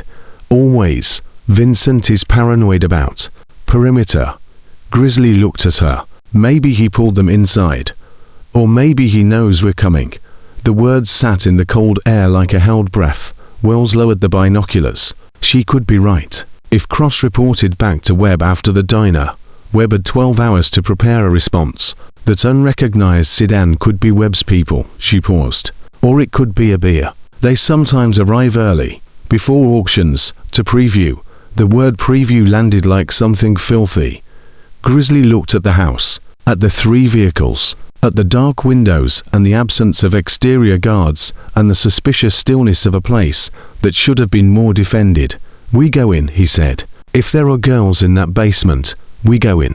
If it's a trap, we spring it and deal with what follows." Roach checked the bolt on his rifle. "Just wanted to say I told you so in advance." Noted again. They split into 2 teams. Grizzly took Deacon and Hound to the front. Colt took Pike and Stitch to the back, through the kitchen entrance. Roach stayed with the vehicles, rifle trained on the 2nd floor windows, providing overwatch. Wells stayed with Grace. The approach took 7 minutes. 7 minutes of crossing frozen ground in near total darkness. Each footstep chosen, each breath controlled. Grizzly moved with a fluidity that contradicted his size, the muscle memory of infantry training that never fully releases a man, even decades after the desert. They reached the front porch. 3 steps, rotting wood, a screen door hanging off one hinge. Grizzly pressed his back against the wall beside the door frame. Deacon took the opposite side. Hound crouched at the base of the steps, his prosthetic hand braced against the railing, covering the yard. From the back of the house, to soft clicks on Colt's radio. In position. Grizzly reached for the door handle. It was unlocked. He looked at Deacon. Deacon's face said what both men were thinking. Unlocked doors in hostile buildings are invitations to die. Grizzly pushed it open anyway. Inside, darkness, stale air, the sealed, recycled atmosphere of a house that had been closed to long, mold, cleaning chemicals, and underneath everything else, something metallic, the accumulated scent of terror, absorbed into walls and floors until it became the house itself. The front hallway was empty. Stairs to the left, living room to the right, furniture sheeted, and straight ahead through an archway, the kitchen, where Colt's team was entering simultaneously through the back door. They met in the kitchen, 6 men, flashlights low, weapons drawn. Empty. The house was empty. No guards, no Vincent, no girls, just abandoned furniture, and the ghost smell of captivity, and the silence so complete it had texture. "Clear," Colt said from the upstairs landing, drew a sweep that took 90 seconds. "Nobody home." "Basement," Grizzly said. The basement door was behind the kitchen, heavy wood, 3 deadbolts, all unlocked. The staircase descended into darkness that smelled worse than the floors above, mold, fear, something, sweet and rotten, that nobody wanted to name. Grizzly went first. His flashlight carved through the dark and found concrete walls. Scratches, deep ones, fingernail marks etched into the surface by hands that had nothing else to do and nowhere else to put the pain. From mattresses on the floor, stained, stripped bare. A bucket in the corner. A single dead fluorescent tube overhead. And on the wall, tally marks, hundreds of them, grouped in 5s. Someone counting days. Grace's voice came down from the kitchen above. "Is Sophia there?" Grizzly looked at the empty mattresses, at the tally marks, at the scratches that documented every girl who'd ever been held in this room, and had nothing left to fight with but her fingernails. "No," he said. He walked to the hallway. 3 doors. He kicked the first. Storage. Zip ties, duct tape, disposable phones, plastic bags, industrial supplies for an industrial evil. Second room. More mattresses. More stains. A small table with leg restraints bolted to its surface. Deacon looked at the table, then turned away. The big man, who'd stood at the diner window like a statue, pressed his back against the hallway wall and breathed through his mouth. For 10 seconds before he could continue. Vincent's office at the end. Grizzly kicked the door. It splintered on the first hit and swung inward. A desk, a chair, a filing cabinet against the far wall, and on the desk, positioned deliberately, obviously, the way you leave a message for someone you've been expecting, a single photograph. Grace, in this basement, 6 months ago, sitting on one of those mattresses with empty eyes and bound wrists, and next to the photograph, a burner phone. It rang. The sound was obscene in the silence of the basement. A cheerful factory ringtone bouncing off concrete walls that had absorbed screams for years. Grizzly picked it up. Mr. Mercer, the voice was smooth, cultured, old, the voice of a man who had spent decades in courtrooms learning to make cruelty sound like reason. I believe you're standing in my property without an invitation, Webb, Senator Webb, though I suppose titles carry less weight when one is trespassing. Grizzly's hand tightened on the phone. Where are the girls? Relocated. As of 10 hours ago. You'll find the house exactly as it is. I appreciate thoroughness, Mr. Mercer, but I'm afraid I'm a step ahead. I've been a step ahead of men like you for 20 years. Men like me. Grieving fathers who confuse rage with justice. You're not the first. Lily's disappearance generated considerable noise 3 years ago. Noise I had to manage carefully. Grizzly's vision narrowed. The basement walls closed in. His hand on the phone shook, not with fear, but with the physical effort of containing an explosion that would destroy everything it touched if he let it go. Your Agent Wells, Webb continued, is a talented woman, persistent, but she has been under observation since her second investigation. Every call, every file she opens, every favor she requests. We know, he paused, which means we knew you were coming approximately 3 hours before you arrived. Grizzly looked at the filing cabinet. Bottom drawer, locked, Grace had said. He crossed the room and pulled. Locked. The ledger is gone as well, Webb said, as if reading the action. Relocated with the girls. Insurance, you understand. The names in that book would embarrass a great many important people. People who ensure I remain untouchable. Nobody's untouchable. A comforting idea. Here is reality. Mr. Mercer. The girl Grace was a management inconvenience. Her escape was an embarrassment, but ultimately contained, until tonight, until she led armed bikers and a rogue FBI agent to my property. His voice hardened. That changes the calculation. I now have 12 men on a federal surveillance list committing armed trespass. I have an FBI agent conducting unauthorized operations outside her jurisdiction. And I have a traumatized teenager whose testimony, in the unlikely event it survives long enough to reach a courtroom, will be dismantled in 11 minutes by attorneys whose hourly rate exceeds your annual income. The phone felt like a live grenade in Grizzly's hand. You're not untouchable. Grizzly said again. You're just expensive. Goodbye, Mr. Mercer. Enjoy the drive home. A pause. The particular theatrical silence of a man who knows exactly where his next words will land. And tell Gracie another pause. Tell her that Sophia sends her regards. She's been remarkably cooperative since Grace left. It's extraordinary what obedience you can inspire when you explain what happened to the last girl who tried to run. The line died. Grizzly stood in Vincent Cross's empty office, in a basement that smelled like captivity and loss, holding a dead phone, staring at the photograph of a girl who had trusted him to be different from every system that had failed her. He climbed the stairs slowly, each step heavier than the last. He walked through the kitchen, past the Brotherhood, who read his face and said nothing, through the front door and out into the frozen night. Grace was standing beside the Chevy, Wells beside her, both of them looking at him with the desperate hope of people waiting for news they already know is bad. They're gone, Grizzly said. All of them. He looked at Wells. He's been watching you, Lena, your phones, your files, everything, since your second investigation.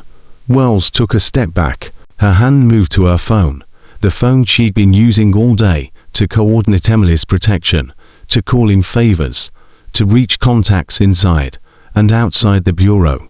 Emily, she whispered. She dialed. It rang again. A third time. The marshal in Kearney didn't answer. A third attempt. This time a voice picked up. Not the marshal. A woman's voice, confused, frightened. Hello. Who is this? FBI Special Agent Wells. Who am I speaking to? This is Janet Mercer, Grace's mother. There's a pause. There's a man outside my house. He's been sitting in a car for an hour. And now he's getting out and walking toward the... Mom. Grace said it before she could stop herself. The word came out of her like something involuntary, something biological. "Grace, baby, is that you? Where are you? What's—" The line cut out. Grace screamed. The sound ricocheted across the frozen property, off the walls of the house where she'd been imprisoned, and disappeared into the trees along the Connie River, where somewhere beneath the ice and the dark current, the remains of a 16-year-old girl, Lily Mercer, had been lying for 3 years. Grizzly caught her before she fell, held her against his chest. This girl who wasn't his daughter, but carried his daughter's name and his daughter's suffering, and now the weight of a threat that stretched from a basement in Oklahoma to a doorstep in Nebraska.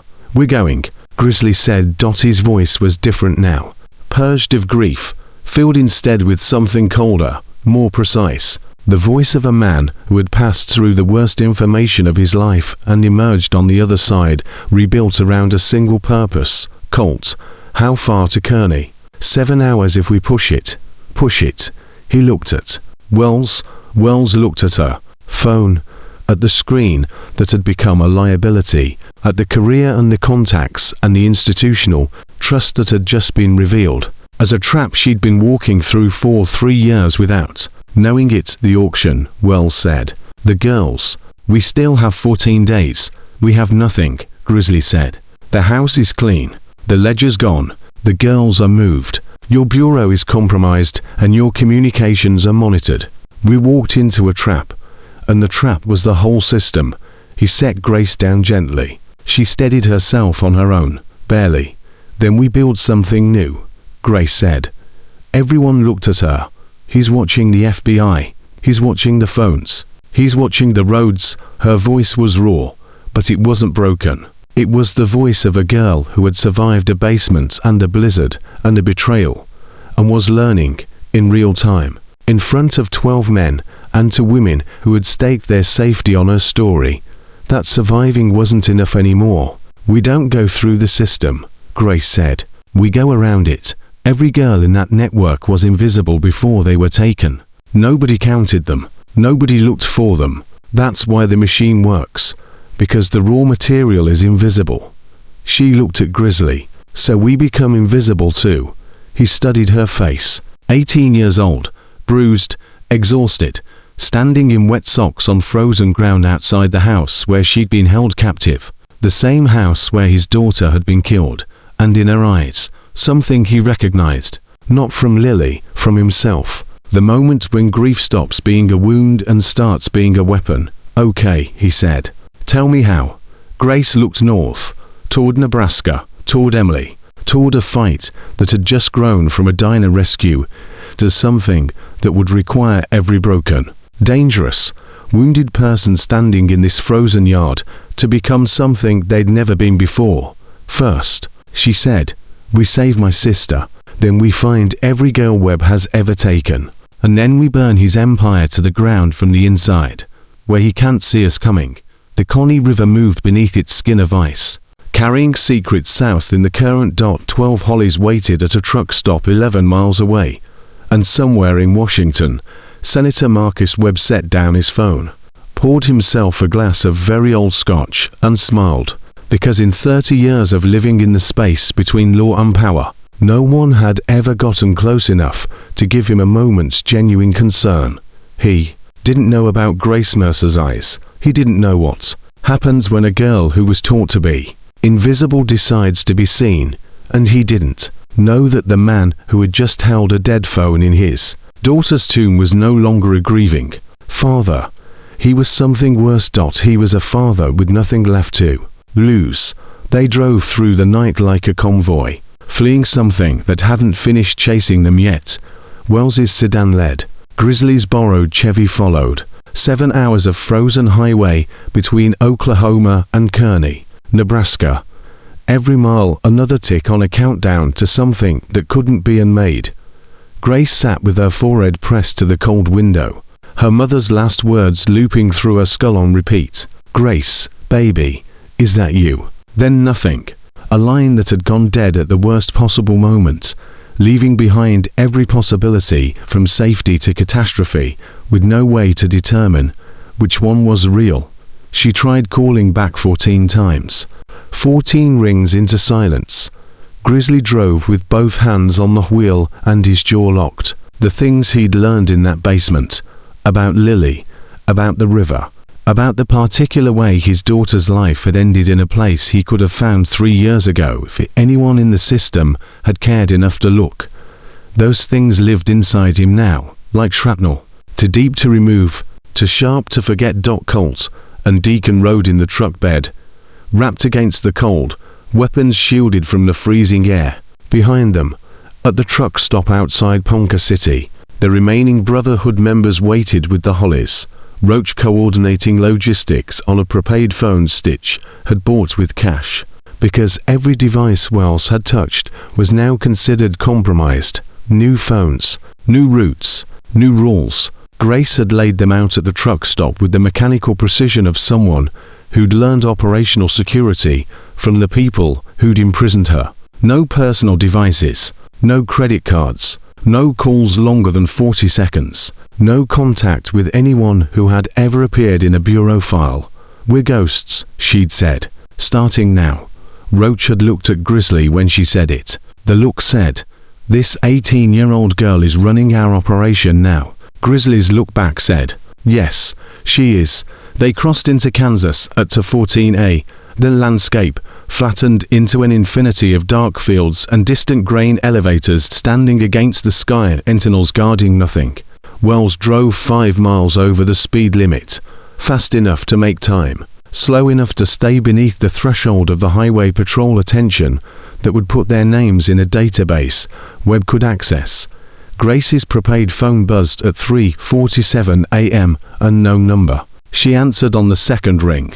Grace Mercer, male voice, young, tense, the sound of someone speaking through a clenched jaw. "Who is this?" "Deputy Marshal Colbrant. Agent Wells asked me to sit on your family's address in Kearney. I've been outside the house for 6 hours. Grace's grip on the phone tightened. "My mother, my sister, are they there fine?" "Both inside. Lights went out around 11. I've been watching the street. Nobody has approached." The relief hit her like a physical impact. She bent forward in the seat, pressed her free hand over her face, and breathed, actually breathed, for the first time in hours. "The man my mother saw," Grace said, walking toward the door. "What happened to him?" Silence on the line. Then, there was no man. "Miss Mercer." Grace went still. "I arrived at 6:15 p.m., had eyes on the property since then. No one approached the house. No unfamiliar vehicles on the street. I spoke to your mother through the door 30 minutes ago. She says she didn't make any calls tonight. Says her phone hasn't rung since yesterday. The truck cab went cold. Not from temperature. From the sudden, nauseating understanding of what had happened. He spoofed the call." Grace whispered. Grizzly glanced at her. "Webb. He faked my mother's voice. It was a recording. He manufactured it. He made us think Emily was in danger, so we'd leave Bartlesville, while she stopped. "While he moved everything, the auction," Grizzly said. "It's not in 14 days. Grace stared at the phone in her hand. "He moved it up. He wanted us panicked and scattered, and driving 7 hours north, while he accelerates the timeline." Grizzly's foot pressed harder on the gas. Grace dialed Wells, the sedans. Brake lights flashed once as Wells picked up. "The call was staged," Grace said. "Emily's fine. Webb played us. He wanted us heading north, while he moves the auction forward." Wells was quiet for 3 seconds. When she spoke, her voice carried the precise fury of a professional who has been outmaneuvered by someone she's been chasing for 3 years. "Where?" Wells asked. "The farmhouse along the Arkansas River." "That was always the auction site. Sophia told me about it. Remote property, private airstrip nearby. He uses it for the high-value events." Grace closed her eyes and pulled details from memory, like extracting splinters. "South of Muskogee, east side of the river. Flood levees on 3 sides, tree line on the 4th. One road in. Gravel, unmarked. Branches off County Road 69, about 4 miles south of Weber's Falls." "How do you know all that?" Because Sophia drew me a map on the basement wall with her fingernail. Grace's voice caught. She told me that if I ever got out, I needed to remember every detail. She said someone would need to know. She said someone would come. Grizzly turned the truck around at the next exit. Tires screamed on the frozen ramp. The Chevy fishtailed, caught, and straightened, pointed south again. Back toward Oklahoma. Back toward the Arkansas River. Back toward 20. Girls standing beneath chandeliers, while men in expensive suits calculated the price of a human life. Wells's sedan followed Grace. Called Roach at the truck stop. Change of plans. We're heading to Muskogee. The auction is happening now. Tonight or tomorrow. I don't know, but it's been moved up. Get everyone on the bikes and ride south. Roach was quiet for a moment. South. To an auction run by a senator with federal protection and unlimited resources. With 12 guys on motorcycles. 13, Grace said. I'm coming too. Another pause. Grizzly know about this. Grizzly's driving. She hung up. They reconvened at a shuttered feed store outside Muskogee at 7:30 a.m. 14 hours since the diner. 14 hours since a girl had stumbled through a door and whispered that she hadn't eaten in 5 days. The Brotherhood arrived in waves, bikes rolling in from the north in groups of 3 and 4. Exhaust fogging in the morning cold, leather creaking as men dismounted with the stiff-legged exhaustion of riders who'd spent too long in saddles on roads too frozen. Roach, Stitch, Pike, and behind them, Faces Grace was still learning to attach to patches. Boomer, Ash, Reno, Dutch, then, arriving from the east on bikes that didn't match the Brotherhood's fleet. 6 riders from the Panhandle chapter, and behind them, 3 from the River Rats out of Fort Smith, Arkansas. The 2020 marker being called in. 21 men, 1 FBI agent, 1 waitress who'd driven down from the diner in a car borrowed from a trucker. She'd served coffee to Dot at 6 that morning. Donna Valley had arrived at the feed store, with her arms wrapped around herself and the shotgun from under, the register resting against her hip like she'd been carrying it her whole life. Nobody asked you to come, Grizzly said. Nobody asked me a lot of things, Dana said. Doesn't mean I shouldn't have been there. The feed store became a command center. Wells spread satellite images across the concrete floor, printed at a Kinko's in Tulsa, at 5 a.m. using cash, and a name that wasn't hers. Grace knelt beside them and traced the property layout with her finger. Main house here. 2 stories. Ballroom on the ground floor. That's where the auction happens. Kitchen and service area on the west side. Upstairs is staging, where they keep the girls before bringing them down. Her finger moved. Detached barn here. Vehicle storage. And here. She tapped the northeast corner. Private airstrip. Grass runway. About 2,000 feet. That's how the high-value buyers arrive. Private planes. No filed flight plans. Security. Colt asked. Sophia said 10 to 15 men. Armed. Professional. Not street muscle. Private security types. Ex-military. The kind that work for contractors and don't ask questions about the cargo. 15 trained shooters against 21 bikers. 1 federal agent and a waitress with a shotgun, Roach said. 22, Grace said. I told you. I'm going in, the hell you are, Grizzly said. Grace stood up. She looked at him across the satellite images and the concrete floor, and the accumulated weight of everything that had happened since she'd walked into her diner and changed the trajectory of 12 strangers' lives. You need me inside. I'm the only person here who's seen the interior. I know the layout, the staircase to the staging area, the back exits, and I'm the only person the girls will trust. She paused. They won't leave with armed men. They won't leave with a badge. They've been taught that everyone with authority is a threat, but they'll go with someone who survived what they're surviving.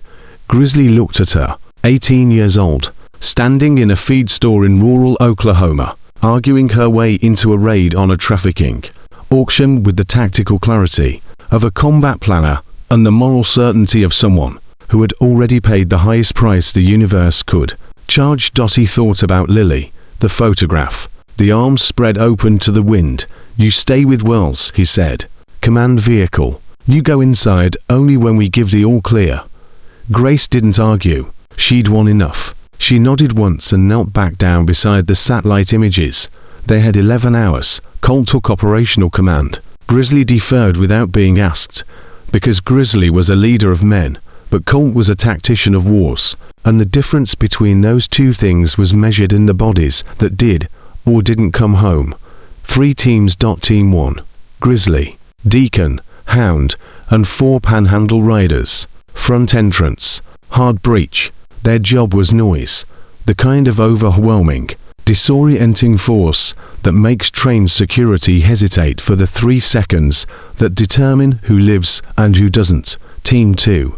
Colt, Pike, Stitch, and 3 River Rats. Rear entry through the barn. Their job was the staging area upstairs. The girls, get them out, get them to vehicles, get them gone before the chaos downstairs could climb a staircase. Team 3, Roach, Boomer, Ash, and the remaining riders. Perimeter, airstrip, block every exit. Nobody leaves the property except the people they came to save. Wells would run communications from a van parked half a mile east, monitoring local police frequencies for any sign that Webb's contacts in law enforcement had been activated. Grace would be with her, connected to Colt's team by radio, guiding them through the interior in real time. Dana looked at the plan, then at Grizzly. "Where do you want me?" she asked. "Dana, I drove 4 hours with a shotgun in my lap. Don't tell me to wait in a parking lot." Grizzly studied her, the scar beneath the turtleneck, the steady hands, the eyes that had seen enough violence done to women to last several lifetimes, and had apparently decided, somewhere on the drive between the diner and here, that watching was no longer something she was willing to accept. "Perimeter team," he said. "With Roach, I can do that. You ever fired that thing?" Once. She looked at the shotgun. Coyote going after the dumpster cats behind the diner. A pause. Missed the coyote. Killed the dumpster. Despite everything, the exhaustion, the grief, the cold, the fear, Roach laughed. A single, genuine bark of sound that surprised everyone in the room. Himself most of all. "You're with me," he said. "Stay behind me. Keep the barrel pointed away from me. And if I say down, you get down. Copy." They moved at dusk. The Oklahoma sky bled out slowly, orange to red to purple to the deep bruised blue that precedes true dark. Temperature dropped to 16 degrees. 21 motorcycles and 3 vehicles rolled south on back roads with no names, following a route Grace had reconstructed from a map drawn on a basement wall by a girl who had been praying for exactly this moment for 2 years. They killed engines a mile from the property. The last mile was on foot, through frozen fields and bare tree lines, breath-controlled, weapons accessible, boots crunching on ground so cold it sounded like broken glass. Grace guided them through the radio, her voice in Colt's earpiece steady and quiet and precise. A girl who had memorized every detail of her captivity, because remembering had been the only power available to her. 200 yards to the tree line. "The barn is on your right. Main house straight ahead. You'll see the floodlights first." Colt saw them. Cold white floods illuminating the farmhouse property. His stage set. Vehicles lining the gravel drive. Luxury sedans. Black SUVs with tinted glass. A chartered bus with no markings. And at the far end of the airstrip, to private planes with their running lights dark. The auction was happening right now. "I count 12 vehicles," Colt said into his radio. 2 aircraft, multiple hostels visible, armed guards at the front entrance, 2 roving patrols on the east side, 1 on the west. And through a ground floor window, visible from Colt's position in the tree line, the interior of the farmhouse glowed, warm chandelier light. Figures in suits, figures in evening gowns, champagne glasses catching the brilliance, and along the far wall, standing in a row with their hands folded, and their eyes fixed on the floor girls, young, dressed in white, standing beneath crystal chandeliers like merchandise arranged for display. Colt counted. His jaw tightened with each number. 18 visible. Staging area must have more. How many buyers? Wells asked from the van. 12, maybe 15. Hard to separate buyers from staff. Security has armed guards at every exit. I count 8 from this position. The rest are interior. Grace's voice came through the earpiece, barely above a whisper. The man at the front, silver hair, standing near the fireplace. Colt adjusted his position. Found him, tall, distinguished. Silver hair catching the chandelier light. Champagne glass held with the casual ease of a man hosting a dinner party, rather than a human auction. I see him. That's Webb. Senator Marcus. Webb stood in his farmhouse, surrounded by the most powerful predators his network had assembled, and surveyed his empire with the satisfied calm of a man who had built something monstrous and mistaken it for magnificent. Grizzly's voice cut through the radio. Low. Final. All teams on my mark. The night held its breath. Mark. Grizzly single quotes. S team hit the front door like a battering ram made of rage, grief, and 3 years of unanswered questions. The 2 guards at the entrance had approximately 2 seconds to register the sight of 7 men charging out of the dark in leather cuts before Deacon put the first one on the ground unharmed, prosthetic hand bracing a shotgun against his hip. Fired a round into the ceiling that turned the farmhouse into a cathedral of chaos. The blast shattered a chandelier. Glass rained down on buyers in $1,000 suits who screamed and dove for cover like men who had spent their lives hiding behind money and had just discovered that money doesn't stop buckshot. Grizzly went through the front door first. Single sweep. Exits, hostels, civilians, girls. The girls were screaming. The buyers were running. Security was drawing weapons and trying to establish lines of fire in a room that had become a hurricane of broken glass, overturned furniture, and the still reverberating echo of the shotgun blast. A guard on the east wall raised a pistol toward Grizzly. Deacon hit him from the side. 300 pounds of momentum behind a fist that connected with the man's jaw and dropped him like a collapsing building. Hound cleared the west exit, pressed his shotgun barrel against the first guard's chest without firing, and watched the man's hands go up. The second guard swung a baton at Hound's head. Hound caught it with his prosthetic hand, the titanium fingers closing around the metal rod with a grip no human hand could match, and wrenched it away. Down, Hound said. One word. The guard went down, but security was regrouping. The initial shock of the breach had worn off, and the professional operators Webb had hired were adapting, establishing a defensive position behind overturned catering tables on the north wall, using the heavy wood as cover, creating a kill zone between the ballroom and the front exit. A round cracked past Grizzly's head close enough to displace air against his ear. He dropped behind an overturned dining table and drew his sidearm. Contact north, he said into the radio. Copy. Deacon's voice. 3 shooters. Hardened position. Can you flank? Not without crossing open floor. I've got a window, Hound said. Service hallway on the west loops behind the kitchen. Give me 90 seconds. Go. 90 seconds. The longest 90 seconds of the firefight, punctuated by girls screaming upstairs, boots on hardwood, and the controlled bursts from the security team's weapons chewing the edge of Grizzly's cover. A panhandle rider named Jax took a round through the shoulder. He hit the wall, slid down, left a red streak on the white plaster, and kept his weapon up with his good arm. Stitch was at his side within seconds, hands applying pressure, cutting cloth, doing the steady, unglamorous work that keeps men alive in places where ambulances don't come. Through and through, Stitch said. You'll live. I know I'll live. Get back in the fight. Then Hound appeared behind the security team's position. He emerged from the kitchen doorway like something the darkness had manufactured, silent, precise, his prosthetic hand catching the overhead light as he raised the shotgun. Dropped them. 3 professional operators looked at a one-handed biker with a shotgun and calculated odds. The calculation took 2 seconds. The weapons hit the floor. Deacon zip-tied them, wrists and ankles. Without particular gentleness. The ballroom was secured in 11 minutes. 11 minutes from first breach to last resistance. Buyers sitting on the floor with hands on heads, men who had arrived by private plane expecting an evening of procurement and were now watching their faces get captured on Colt's body camera. But Webb was gone.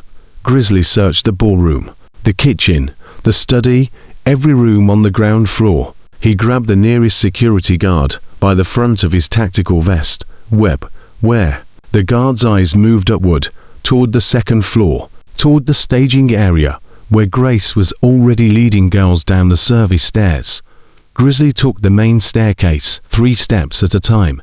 The upstairs hallway. White walls, closed doors, thick carpet that swallowed his footsteps and made the silence feel predatory. A door at the far end, open. He moved toward it, weapon up, breathing controlled, heart slamming against his ribs with the adrenaline that never gets easier no matter how many times you've felt it. The room was a study, oak desk, leather chair, floor-to-ceiling windows overlooking the airstrip, where one of the private planes was spinning its propellers up, navigation lights blinking in the dark. Webb was running. Grizzly turned and ran, back down the hallway, down the stairs, through the shattered ballroom, out the front door into the frozen night. The airstrip was 300 yards east across open ground, the plane's engines growing louder as it taxied toward the runway. Roach, Grizzly yelled into the radio. The airstrip, Webb's in a plane, blocked the runway. Roach's voice came back immediately, the restless energy that had defined him all operation, finally finding its purpose. He did something that would later become the story the Brotherhood told most often. He climbed on his Holly Dot. The engine roared to life, and he rode full throttle. No headlights, directly onto the grass runway, parking the 1,100-pound motorcycle sideways across the center of the strip, at the exact point where the plane would need to lift off. Then he climbed off, stood beside it, and raised the deer rifle. Dana was 10 yards behind him, shotgun against her hip, positioned beside a fence post, with the determined stance of a woman who had spent her entire life being told the system would handle things, and had finally decided to handle them herself. The plane's engines screamed. Its lights swept the runway and found her motorcycle and 2 figures standing in the dark, like the last checkpoint before the end of the road. The plane slowed, stopped. The engines wound down. Grizzly reached the airstrip at a dead run. Deacon behind him, Hound behind Deacon. 3 men converging from the west, while Roach and Dana held the runway from the east. The plane's door opened. Webb stepped out. He stood on the wing step in a cashmere overcoat, silver hair immaculate, and looked at the bikers surrounding his aircraft with the composed disdain of a man who had spent 3 decades in positions of power and couldn't quite bring himself to believe that power had an expiration date. "This is a mistake," he said. His voice carried across the frozen field, measured, practiced, the voice of a man who had talked his way out of consequences so many times he'd forgotten that some consequences don't negotiate. "Every one of you is committing multiple federal offenses: armed trespass, assault, destruction of property. I have attorneys who will—" "You have girls in that house," Grizzly said. 18 of them, children. You have no evidence of anything except a gathering on private property. I have a body camera on every man in that building. 18 witnesses." He paused. "And I have this." Grace's voice came from behind him. She'd followed from the farmhouse, running again, always running toward the thing everyone told her to run from. She held something in her hand, a leather-bound book, small, worn at the spine. She'd found it in the study, not in the filing cabinet, but in a floor safe beneath Webb's desk, left open in his rush to flee. The ledger, names, dates, prices, every transaction Webb's network had conducted across 6 years, written in his own handwriting in ink that couldn't be deleted remotely or classified by a compromised bureau. Webb saw it, and for the first time, the very first time in Grace's experience of this man, his composure cracked. "Give me that," he said. "No, You have no idea what you're holding. The names in that book, senators, judges, executives. These are people who will destroy you. They will erase you completely. You'll disappear the same way that every other. He caught himself. The same way Lily disappeared. The name stopped the field. Grizzly stepped forward. You remember Lily? Lily Mercer, 16 years old. Oklahoma, 3 years ago. You walked through a basement and inspected her like she was property, and then you had her killed and dropped in a river. I don't know what you're referring to. Grace was in that basement. She heard everything. And now she's holding your handwriting. Webb looked at Grace, at the ledger, at the bikers, at the FBI agent who had just arrived at the edge of the airstrip with a phone in her hand, and the expression of a woman who has finally found the ending she spent 3 years chasing. Lena, Webb said, almost warm. The practiced charm of a politician who knew every federal agent by first name, because knowing names was how you controlled people. Think carefully. Your career, your pension, your daughter's future. Is this really the hill? Wells looked at him, at the man who had bought her silence through bureaucratic manipulation for 3 years, at the system he had corrupted, the careers he had ended, the girls he had sold. Yes, she said. This is the hill. Webb reached into his coat. Gun. Colt shouted. Everything slowed. Webb's hand emerged holding a small chrome pistol. Compact. The kind wealthy men carry in interior pockets for exactly the moment when money stops working. He didn't aim it at the bikers. He reached forward and grabbed Grace by the arm, pulling her toward him with a speed that contradicted his age, and pressed the barrel against her temple. The airstrip went silent. 20 men with weapons froze. Everyone back, Webb said. His voice had shed its polish. What was underneath was raw and cornered and ugly. The voice of a man who had run out of options and was reaching for the only currency he had left. Back, now. Grizzly was 10 feet away. His weapon was up. The barrel was steady. His eyes were locked on Webb's face with an intensity that had moved beyond anger into something more precise. The cold, exact focus of a man who has one opportunity to do one thing right and understands it completely. You're not walking away from this, Grizzly said. I've walked away from worse. Not tonight. Grace stood in Webb's grip with a gun against her head. She did not beg. She did not cry. She did not plead. She talked. Your daughter, Grace said. Webb's hand twitched. Catherine. She changed her name after she left. Goes by Kate now. Lives in Portland. Works at a non-profit. Grace's voice was steady. Impossibly, heartbreakingly steady. Sophia knew Catherine before she ran. Before she found out what her father really was. Shut up. Catherine found photographs on your computer when she was 19. Photographs of your girls. She confronted you. You told her she'd misunderstood. That they were case files from your judicial work. A pause. She didn't believe you. She left that night. Changed her name. Never spoke to you again. Webb's hand was shaking. The gun trembled against Grace's temple. She was the one person who could have saved you, Grace said. The one person who loved you enough to give you a chance to stop. And you chose this instead. The money, the power, the auctions, the basements. She looked at him sideways. You and Grizzly both lost your daughters, but his was taken. Yours chose to leave, because she saw what you were. The airstrip held its breath. Webb's breathing became ragged. His hand trembled harder. The composure he had maintained through 30 years of corruption was dissolving in real time, eaten away by the words of an 18-year-old girl who had found the one thing no investigation had ever located. The weakness wasn't legal. It was personal. Catherine's face crumbled. Not dramatically. The way real faces crumble, slowly, muscle by muscle. The architecture of self-deception surrendering to the gravity of truth, until all that remains is just a man standing in a frozen field with a gun he no longer has the conviction to use. The pistol slipped, loosened in fingers that had stopped believing in what they were holding.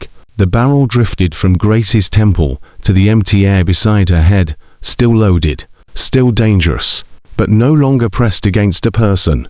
Grace stepped sideways, out of his grip, away from the gun.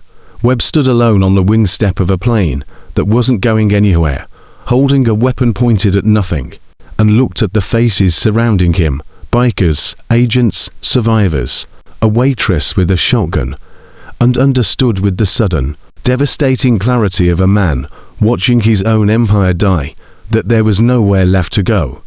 Grizzly didn't rush. He walked, slowly, deliberately, past Roach and the holly blocking the runway, past Dana with her shotgun, past Colton Pike and Stitch, and every man who had ridden through the night to be standing in this field at this exact moment. He reached Webb. He took the gun from his hand, gently, the way you remove something from a person who is already broken and doesn't need to be broken further. Then he looked at the man who had killed his daughter and said, "Nothing," because there are moments when silence is louder than any rage, and this was one of them. Wells moved in. Handcuffs, wrists, the practiced ritual of an arrest she had been rehearsing in her mind for 3 years, and behind them, from the farmhouse, a sound, girls' voices, not screaming anymore, talking, crying, the raw, disbelieving sound of people who had been told nobody was coming, watching somebody come. Grace stood on the frozen airstrip with the ledger pressed against her chest and watched the Brotherhood close around Webb like a wall being built one man at a time. Roach's Holly sat on the runway, engines still ticking. Somewhere in the dark, Donna lowered a shotgun she had never needed to fire and pressed her back against the fence post and breathed. And Grizzly stood face to face with the architect of his daughter's murder, and let the silence say everything that violence couldn't. The war was over, but the hardest part, the part no raid and no arrest and no ledger could fix, was still waiting. Inside the farmhouse, among the rescued girls being wrapped in blankets by Colt's team, one girl sat apart from the others, thin, dark-eyed, 2 years of captivity written into the hollows of her face. She sat with her hands folded, and her gaze fixed on the floor and her body folded inward, with the practiced compactness of someone who had learned to make herself as small as possible, and hadn't yet received permission to stop. Sophia. She looked up when Grace walked through the door, and the sound Grace made when she saw her, not a word, not a name, just the broken exhale of a promise being kept after 6 months of not knowing if keeping it was possible. That sound settled into the farmhouse walls and joined every other sound those walls had ever absorbed. Grace crossed the room, dropped to her knees, wrapped her arms around Sophia. Neither of them spoke. Outside, the Brotherhood stood in the cold, guarding a house that no longer needed guarding, watching an empire collapse one handcuff at a time. And on the airstrip, alone beside his motorcycle, Grizzly pulled the photograph of Lily from his cut one final time. He looked at her beneath the floodlights. His daughter, 16, arms open, smiling into a wind that had stopped blowing 3 years ago. He pressed the photograph against his forehead and stood there in the dark until the shaking stopped. The first ambulance arrived 43 minutes after the last handcuff clicked shut. By then, Wells had made 11 calls, not through the bureau, not through official channels, but through a network of contacts she'd quietly assembled across 3 years of working in the margins of a corrupted system. U.S. Marshals from the Western District of Arkansas, a state prosecutor from Tulsa she'd gone to law school with, to child advocacy attorneys who drove through the night from Oklahoma City, and a trauma response team from a non-profit in Fayetteville that specialized in trafficking survivors. Women who arrived with blankets and water and the quiet, practiced gentleness of people who understood that the first hour after rescue is not relief, but a different kind of terror. The girls came out of the farmhouse in a line, 18 from the ballroom, 6 from the staging area, 24 young women between the ages of 13 and 21, wrapped in emergency blankets that caught the floodlights and turned them into silver figures moving across the frozen lawn, like something being born out of darkness. Grace stood at the farmhouse door and watched each one pass. She didn't touch them, didn't speak unless spoken to, just stood there, a fixed point between the world they were leaving and the world they were entering, and let them see her face, let them see someone who had been where they were and was still standing. Some looked at her and kept walking. Some paused. One girl, maybe 14, barefoot, shaking so hard her blanket was slipping, stopped in front of Grace and stared at her for a long time without saying anything. Grace reached out and pulled the blanket back up, tucked it around the girl's shoulders. A small gesture, a human gesture, the kind that means nothing when the world is working correctly, and means everything when it is and single quotes did. The girl walked on. Sophia hadn't moved from the chair inside. She sat in the same position. Grace had found her, hands clasped, eyes down, her body still arranged for a room with guards and locks and consequences for taking up too much space. Grace pulled a chair across the floor. The legs scraped against the wood. She sat facing Sophia, their knees almost touching.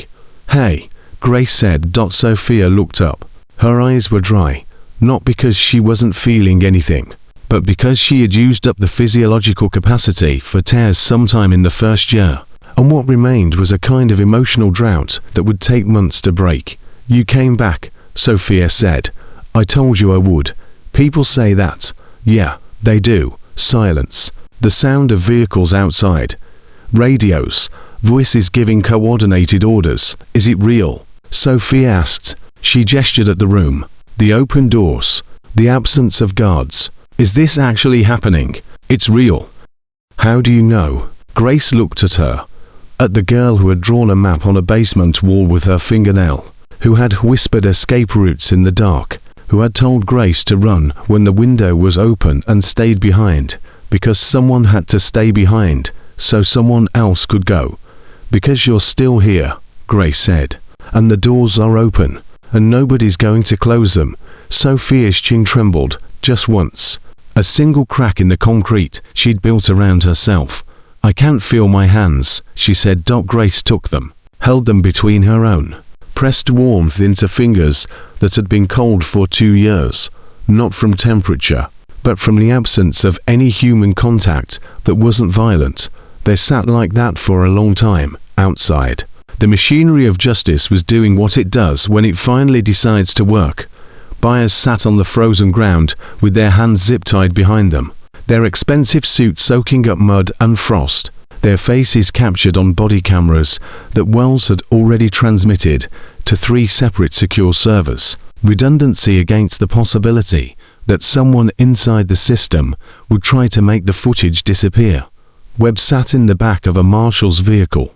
The cashmere overcoat was gone, confiscated as evidence. He sat in his shirt sleeves, silver hair disordered for the first time in memory, hands cuffed in his lap, staring straight ahead with the vacant expression of a man whose operating system had crashed and hadn't a reboot. Wells stood outside the vehicle and watched him through the window. 3 years, 3 sealed investigations, to partners lost to transfers that were really punishments, 18-hour days building a case that kept getting dismantled by the same institution she had sworn to serve. And now he was sitting in handcuffs because an 18-year-old girl walked into a diner during a snowstorm, and 12 bikers decided that coffee could wait. "Lena," she turned. Grizzly. He looked like something that had been through a war, which, in every way that mattered, he had. Road grime. Exhaustion carved into the lines around his eyes. Blood on his knuckles from the ballroom breach. And underneath all of it, something quieter than anger and deeper than grief. The look of a man who has reached the end of a road he'd been traveling for 3 years, and found that the end wasn't a destination. It was a door. "The girls are being transported to the crisis center in Fayetteville," Wells said. "Medical evaluations tonight. Forensic interviews starting tomorrow. Advocacy attorneys present for every session." She paused. The ledger, Grace's testimony, the body camera footage, Sophia's corroboration. Boone. "This is airtight. Even with every attorney in Washington. This is airtight." Grizzly nodded, not in satisfaction, in acknowledgement. The distinction mattered because satisfaction implies something gained. What Grizzly felt was not gain, but cessation, the end of a hemorrhage that had been draining him since the day Lilies photograph became the only version of his daughter that still existed. "There's something I need to do," he said. Wells looked at him. Read his face. "Understood. The river," she said. "Yeah, not tonight, Boone.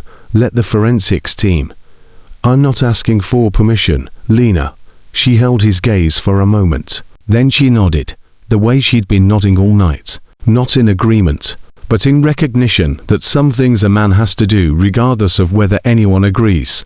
Grizzly walked across the property, past the farmhouse, past the barn, past the vehicles and the emergency lights, and the organized motion of a law enforcement operation, finally running on the right side of the equation. He walked until the sounds fell away. He walked to the river. The water was black. Ice clung to the edges, where the current slowed, thin, translucent, the kind that breaks if you touch it, but reforms overnight. The moon was up now, its reflection broken into fragments by the moving water dot. He pulled Lily's photograph from his cut, 16 years old, arms open, smiling. He'd carried this photograph for 3 years, pressed against his chest through blizzards and blackouts and rides that went nowhere. He'd held it so many times the paper had worn to silk. The creases had become part of her face, lines that crossed her smile and divided her image into sections he'd reassembled in his mind 1,000 times. He held it over the water, not to drop it, not to let it go, just to hold it there, his daughter's face above the river that had taken her, and acknowledged the geography of what had happened. "I found them," he said. His voice was low, directed at the water, at the photograph, at the memory of a girl who used to tap his shoulder when she wanted him to go faster. "I didn't find you, but I found them." The water moved. The ice shifted. Somewhere downstream, an owl called, to notes falling, and the sound was so much like Colt's signal from earlier that Grizzly almost turned to look. "Grace," he said. "She's got your name." "Mercer," he paused. "I don't know what that means. Maybe it doesn't mean anything. Maybe it means everything." He pressed the photograph against his chest. "She's strong, Lily, the way you were strong, the way you fought." His voice broke, not dramatically, quietly, a fracture in the word fought that let something through, something he'd been holding behind the concrete of discipline and mission and purpose for 3 years. It came out as a single sound, somewhere between a breath and a word, and it carried every mile he'd ridden and every night he'd lain awake and every time he'd looked at a young woman's face and searched it for his daughter's ghost. He stood by the river for 11 minutes. Then he pressed the photograph against his lips, folded it along the creases that had become as familiar as his own fingerprints, and slid it back into his cut. He walked back to the farmhouse. The last ambulance was loading. The last beer was being transported. The last girl was being wrapped in a blanket and guided toward a vehicle that would take her somewhere warm. Grace was standing by the barn with Sophia beside her. They were watching the Brotherhood, 21 men in a loose formation beside their motorcycles, passing thermoses of coffee and speaking in low voices and doing the quiet, unself-conscious thing that men who've been through combat do when the combat is over. They checked on each other, not with questions, with proximity, a hand on a shoulder, a nod held a second longer than necessary, the particular silence of men who had stopped asking "Are you okay?" because they already knew the answer was no, and understood that what mattered wasn't the answer, but the asking. Jack sat on a truck tailgate while Stitch finished the bandage on his shoulder. "You need a real doctor," Stitch said. "You are a real doctor. I was a medic 20 years ago, in a desert, close enough." Roach leaned against his holly, the same bike he'd ridden onto a senator's runway to block a plane. He was smoking now, actually smoking. Deep pulls held until his lungs burned, exhaled in white clouds that dissolved into the night. Dana stood beside him, shotgun resting against the bike. She hadn't fired it, hadn't needed to, but she'd held it for 3 hours with the steady grip of a woman who had finally found an answer to the question that had been following her since the night her ex-husband gave her a scar she'd spent years covering. The question was, what do you do with the anger? The answer was, You stand somewhere that matters, and you don't leave. You okay? Roach asked her. Dana looked at the farmhouse, at the floodlights, at the place on the lawn where 24 girls had walked out of a building where they'd been held like inventory. No, she said. But I'm better than yesterday. Roach nodded. It was possibly the most honest conversation he'd had with another human being in years. Dawn came slowly. Not the clean, sharp dawn of summer. The reluctant, gradual dawn of deep winter, where the sun drags itself above the horizon of something uncertain. It wants to see what happened during the night. The sky moved from black to charcoal to the flat, pewter gray, that Oklahoma does better than any state in the Union. Wells found Grizzly near the airstrip. The plane was still there, grounded, evidence now. Its interior being photographed and catalogued by a forensics team that had arrived from Tulsa at 4 a.m. The Ledger, Wells said. Preliminary review shows over 300 transactions across 6 years. Names include to sitting state senators, a federal judge, for CEOs, and at least a dozen law enforcement officials across 3 states. Grizzly listened without expression. This is going to be the largest trafficking prosecution in modern American history, Wells said. Not just because of the scale, though the scale is staggering, but because of who's implicated. This reaches into the foundations of institutions that people trust. When these names go public, it will feel like an earthquake. Good, Grizzly said. The ground needed shaking. Boone. Wells hesitated. Lily, I can authorize a search and recovery operation on the Connie River. We have enough now to justify the resources. If her remains are there, we'll find them. Grizzly looked east, toward the river, toward the place where 3 years of not knowing had finally become knowing. And the knowing, as terrible as it was, had given him something he hadn't expected. Not closure. Closure was a word therapists use to describe a door that doesn't exist. What he had was certainty. And certainty, even the worst kind, was something you could stand on. Find her, he said. Bring her home, I will. She meant it. He knew she meant it. And for the first time in 3 years, I will from a federal agent sounded like something other than empty air. 3 weeks later, Grace Mercer stood in the passenger pickup area of Epley Airfield in Omaha, wearing a jacket she'd bought with money Dana had pressed into her hands at the diner, and boots that actually fit. The March sun was weak, but present, a thin warmth carrying the first suggestion of a spring that was still weeks away, but had started sending scouts. The automatic doors opened. Janet Mercer, 51, short, the same dark hair as Grace, but threaded through with grey, wearing a coat she'd owned for 6 years, clutching a phone she'd been checking every 45 seconds since the flight landed, walked through the doors with Emily beside her. Emily was 14, taller than Grace remembered. She wore the blue jacket from the photograph, the same one, captured by a telephoto lens and used as a weapon, and carried a backpack with a keychain dangling from the zipper that Grace had given her 3 Christmases ago. They saw each other across 30 feet of airport. Concrete. Nobody ran. That's not how reunions happen in real life. In real life, people separated by trauma and distance and the particular cruelty of systems that fail the vulnerable, they don't sprint into each other's arms. They walk slowly, because the distance between them has become so freighted with meaning that crossing it quickly would feel like disrespecting everything it took to survive it. Grace walked. Janet walked. Emily walked. They met in the middle.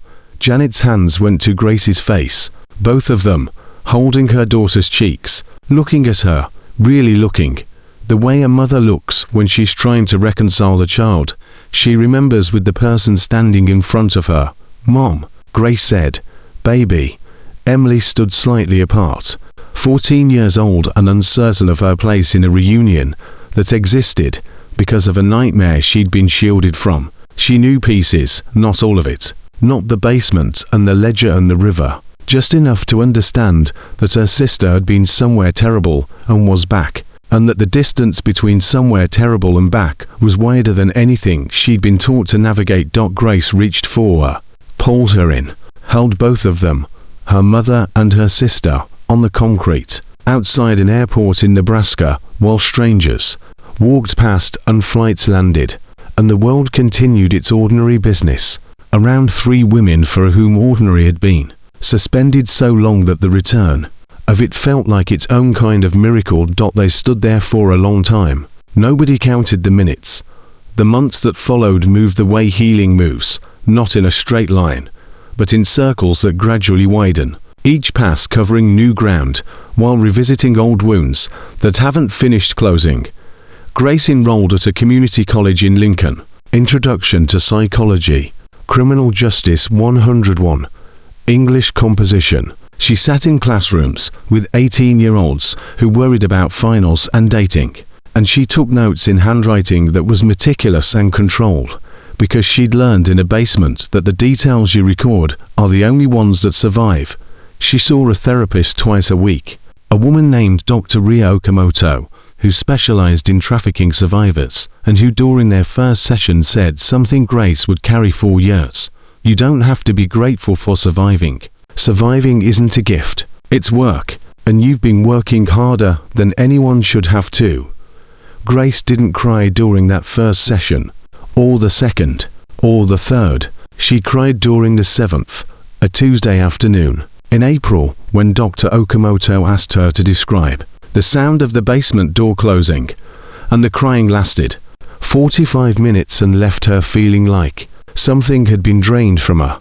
Wound she hadn't known was infected. Sophia was placed in a long-term recovery program in Fayetteville. Grace called her every Sunday. The calls were short, 5 minutes, sometimes less, because Sophia was rebuilding the capacity to trust that voices on phones were safe. That brevity wasn't rejection, but a form of self-protection that would expand as the healing did.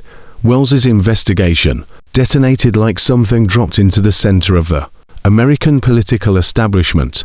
The ledger, 300 transactions, minus 1 years of handwritten records, became the foundation of indictments that reached into Senate offices, courthouses, corporate boardrooms, and federal agencies across 3 states. Vincent Cross turned witness within 72 hours of his arrest. He sat in a federal holding facility and provided testimony that filled 19 hours of recorded depositions.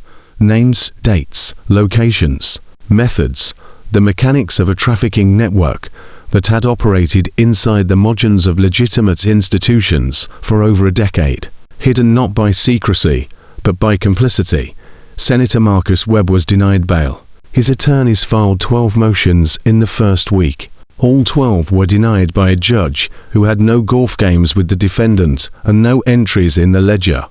Webb's estranged daughter, Catherine, now going by Kate, living in Portland, working at a non-profit serving at-risk youth, released a single public statement through her attorney. 3 sentences. It said she had been aware of her father's activities since she was 19. It said she had reported her concerns to local law enforcement twice and been told there was insufficient evidence to investigate. It said she hoped the survivors would receive the support and justice they deserved. She didn't attend the trial. The search and recovery operation on the Connie River took 9 days. On the morning of the 10th day, a cold, bright Thursday in late March, a forensic team recovered remains from a section of riverbed to 100 yards downstream from the Bartlesville property. Dental records confirmed the identification. Lily Mercer, 16 years old at the time of her death.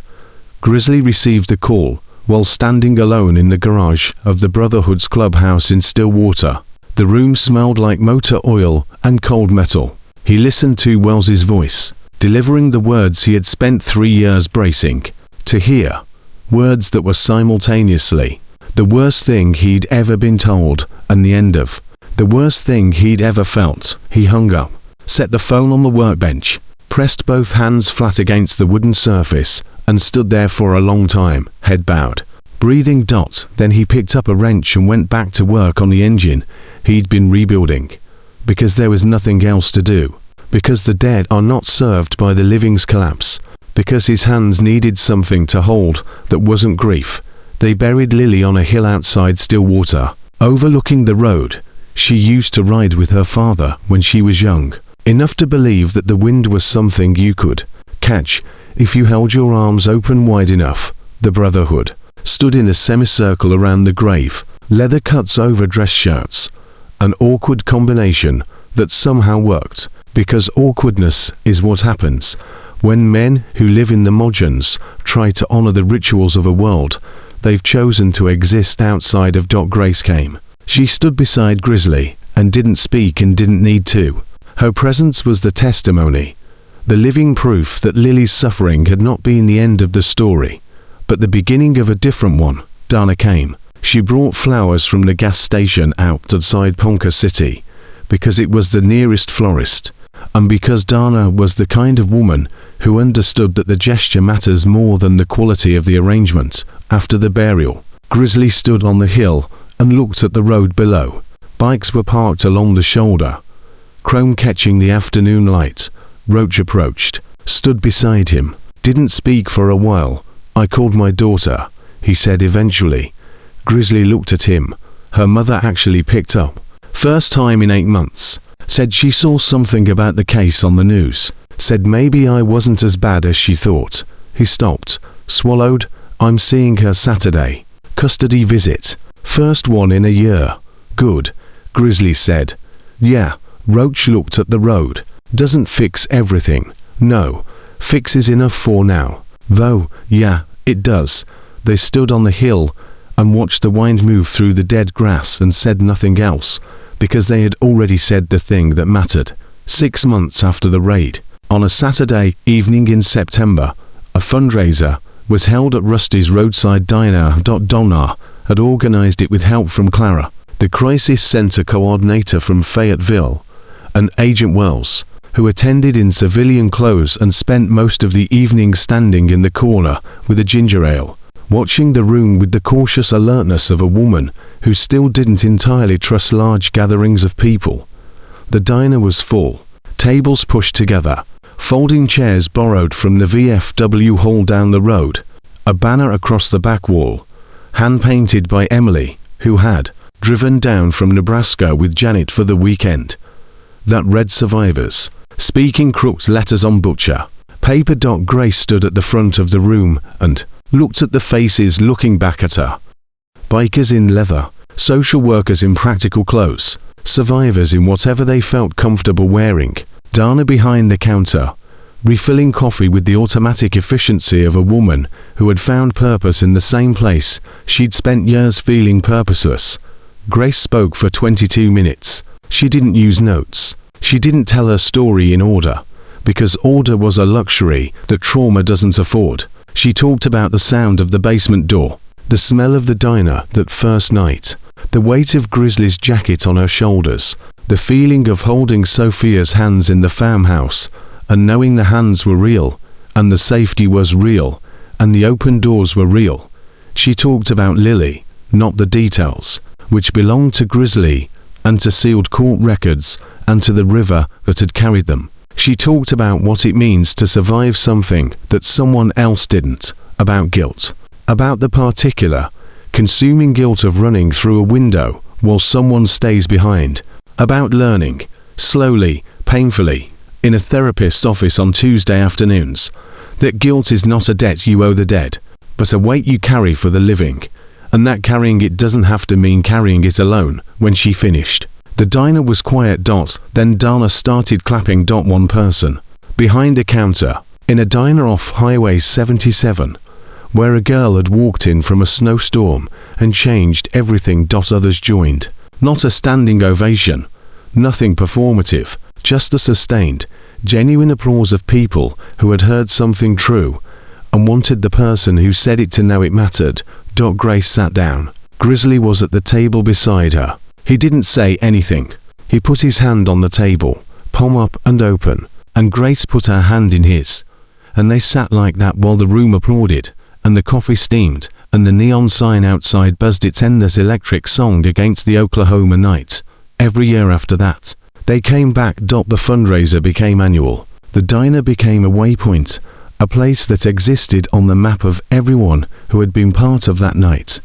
And every night since. Survivors spoke, volunteers organized, Money was raised for the crisis center, for legal advocacy, for the slow and expensive work of rebuilding lives that had been dismantled by men who viewed human beings as product. The Brotherhood rode in every year, few each time, as age and distance and the ordinary attritions of life took their toll, but always enough. Always the rumble of hollies in the parking lot, boots on the wooden floor, the particular, heavy, safe presence of men who had chosen to stand between the dark and the people it was hunting. Roach brought his daughter once. She was 13 by then. She sat in a booth drinking a milkshake and looked at the bikers with the wide-eyed fascination of a child learning that her father belonged to something she didn't fully understand, but could feel was important. Donna never left the diner. She turned 60 behind that counter, then 61. The scar on her neck faded from red to white to something barely visible unless you knew where to look. She stopped covering it with turtlenecks the year after the raid, not because it had stopped mattering, but because it had started mattering differently. It became proof, not of what had been done to her, but of what she'd survived, and what she'd done after. On the last night of the third annual fundraiser, after the tables were cleared and the folding chairs stacked and the volunteers gone home, Grace and Grizzly sat in the back booth, the same booth where she had hidden on that freezing night 3 years ago, with a coffee mug pressed against her chest, and the whole world narrowed down to the sound of a girl's whisper and the rumble of 12 engines in the snow. The diner was empty. Dana was wiping the counter. The neon sign hummed, "I'm transferring to the State University in the fall," Grace said. "Social work program." Grizzly nodded. "Sophia is coming to stay with me for the summer. She's out of the recovery program. She's doing well." Grace smiled, a real one, not the fractured, tentative kind she'd been assembling since the raid, but the full, unreserved expression of a person who'd found something worth smiling about and wasn't afraid to show it. "She wants to learn to ride a motorcycle." Grizzly looked at her, the Creekwater eyes, grey-green and still for as long as Grace had known them, softened.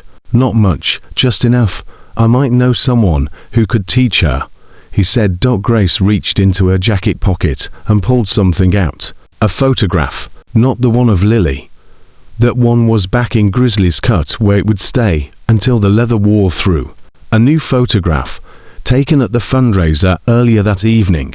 Grace, Sophia, Dana, Emily, Janet, and Wells, 6 women standing in front of the diner with the neon sign glowing behind them, and the Oklahoma sky going dark above, and the parking lot full of hollies, reflecting the last of the evening light. She set it on the table. "For you," she said.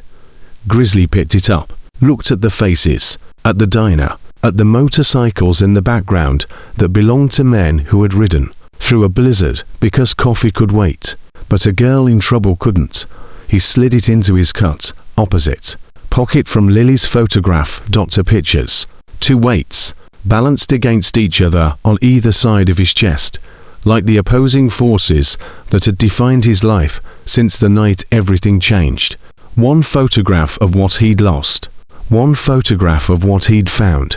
He stood up, pulled on his gloves, one finger at a time, slow, deliberate, the ritual that marked the transition from stillness to motion, from the man who sits in diners to the man who rides through the dark. "Ride safe, Grizzly," Grace said. He looked at her, the girl who wasn't his daughter, the girl who carried his daughter's name and his daughter's strength and the particular, stubborn refusal to disappear that had brought her through a basement window and a blizzard under war and out the other side into a life she was building with her own hands. "You too, kid," he said. He walked out. The front door closed. The diner settled into itself. Donna finished wiping the counter, hung her apron on the hook, and stood for a moment in the silence. The good silence. The kind that comes after everything that needed to be said has been said, and everything that needed to happen has happened, and the only thing left is the hum of neon, and the smell of coffee and the faint, persistent warmth of a room that has been filled with people who matter. Outside, a Holly engine turned over, then another, then 12 more, the Brotherhood forming up in the parking lot, exhaust billowing in the cool September air, headlights cutting through the early dark. They pulled out one by one, a staggered formation heading south on Highway 77.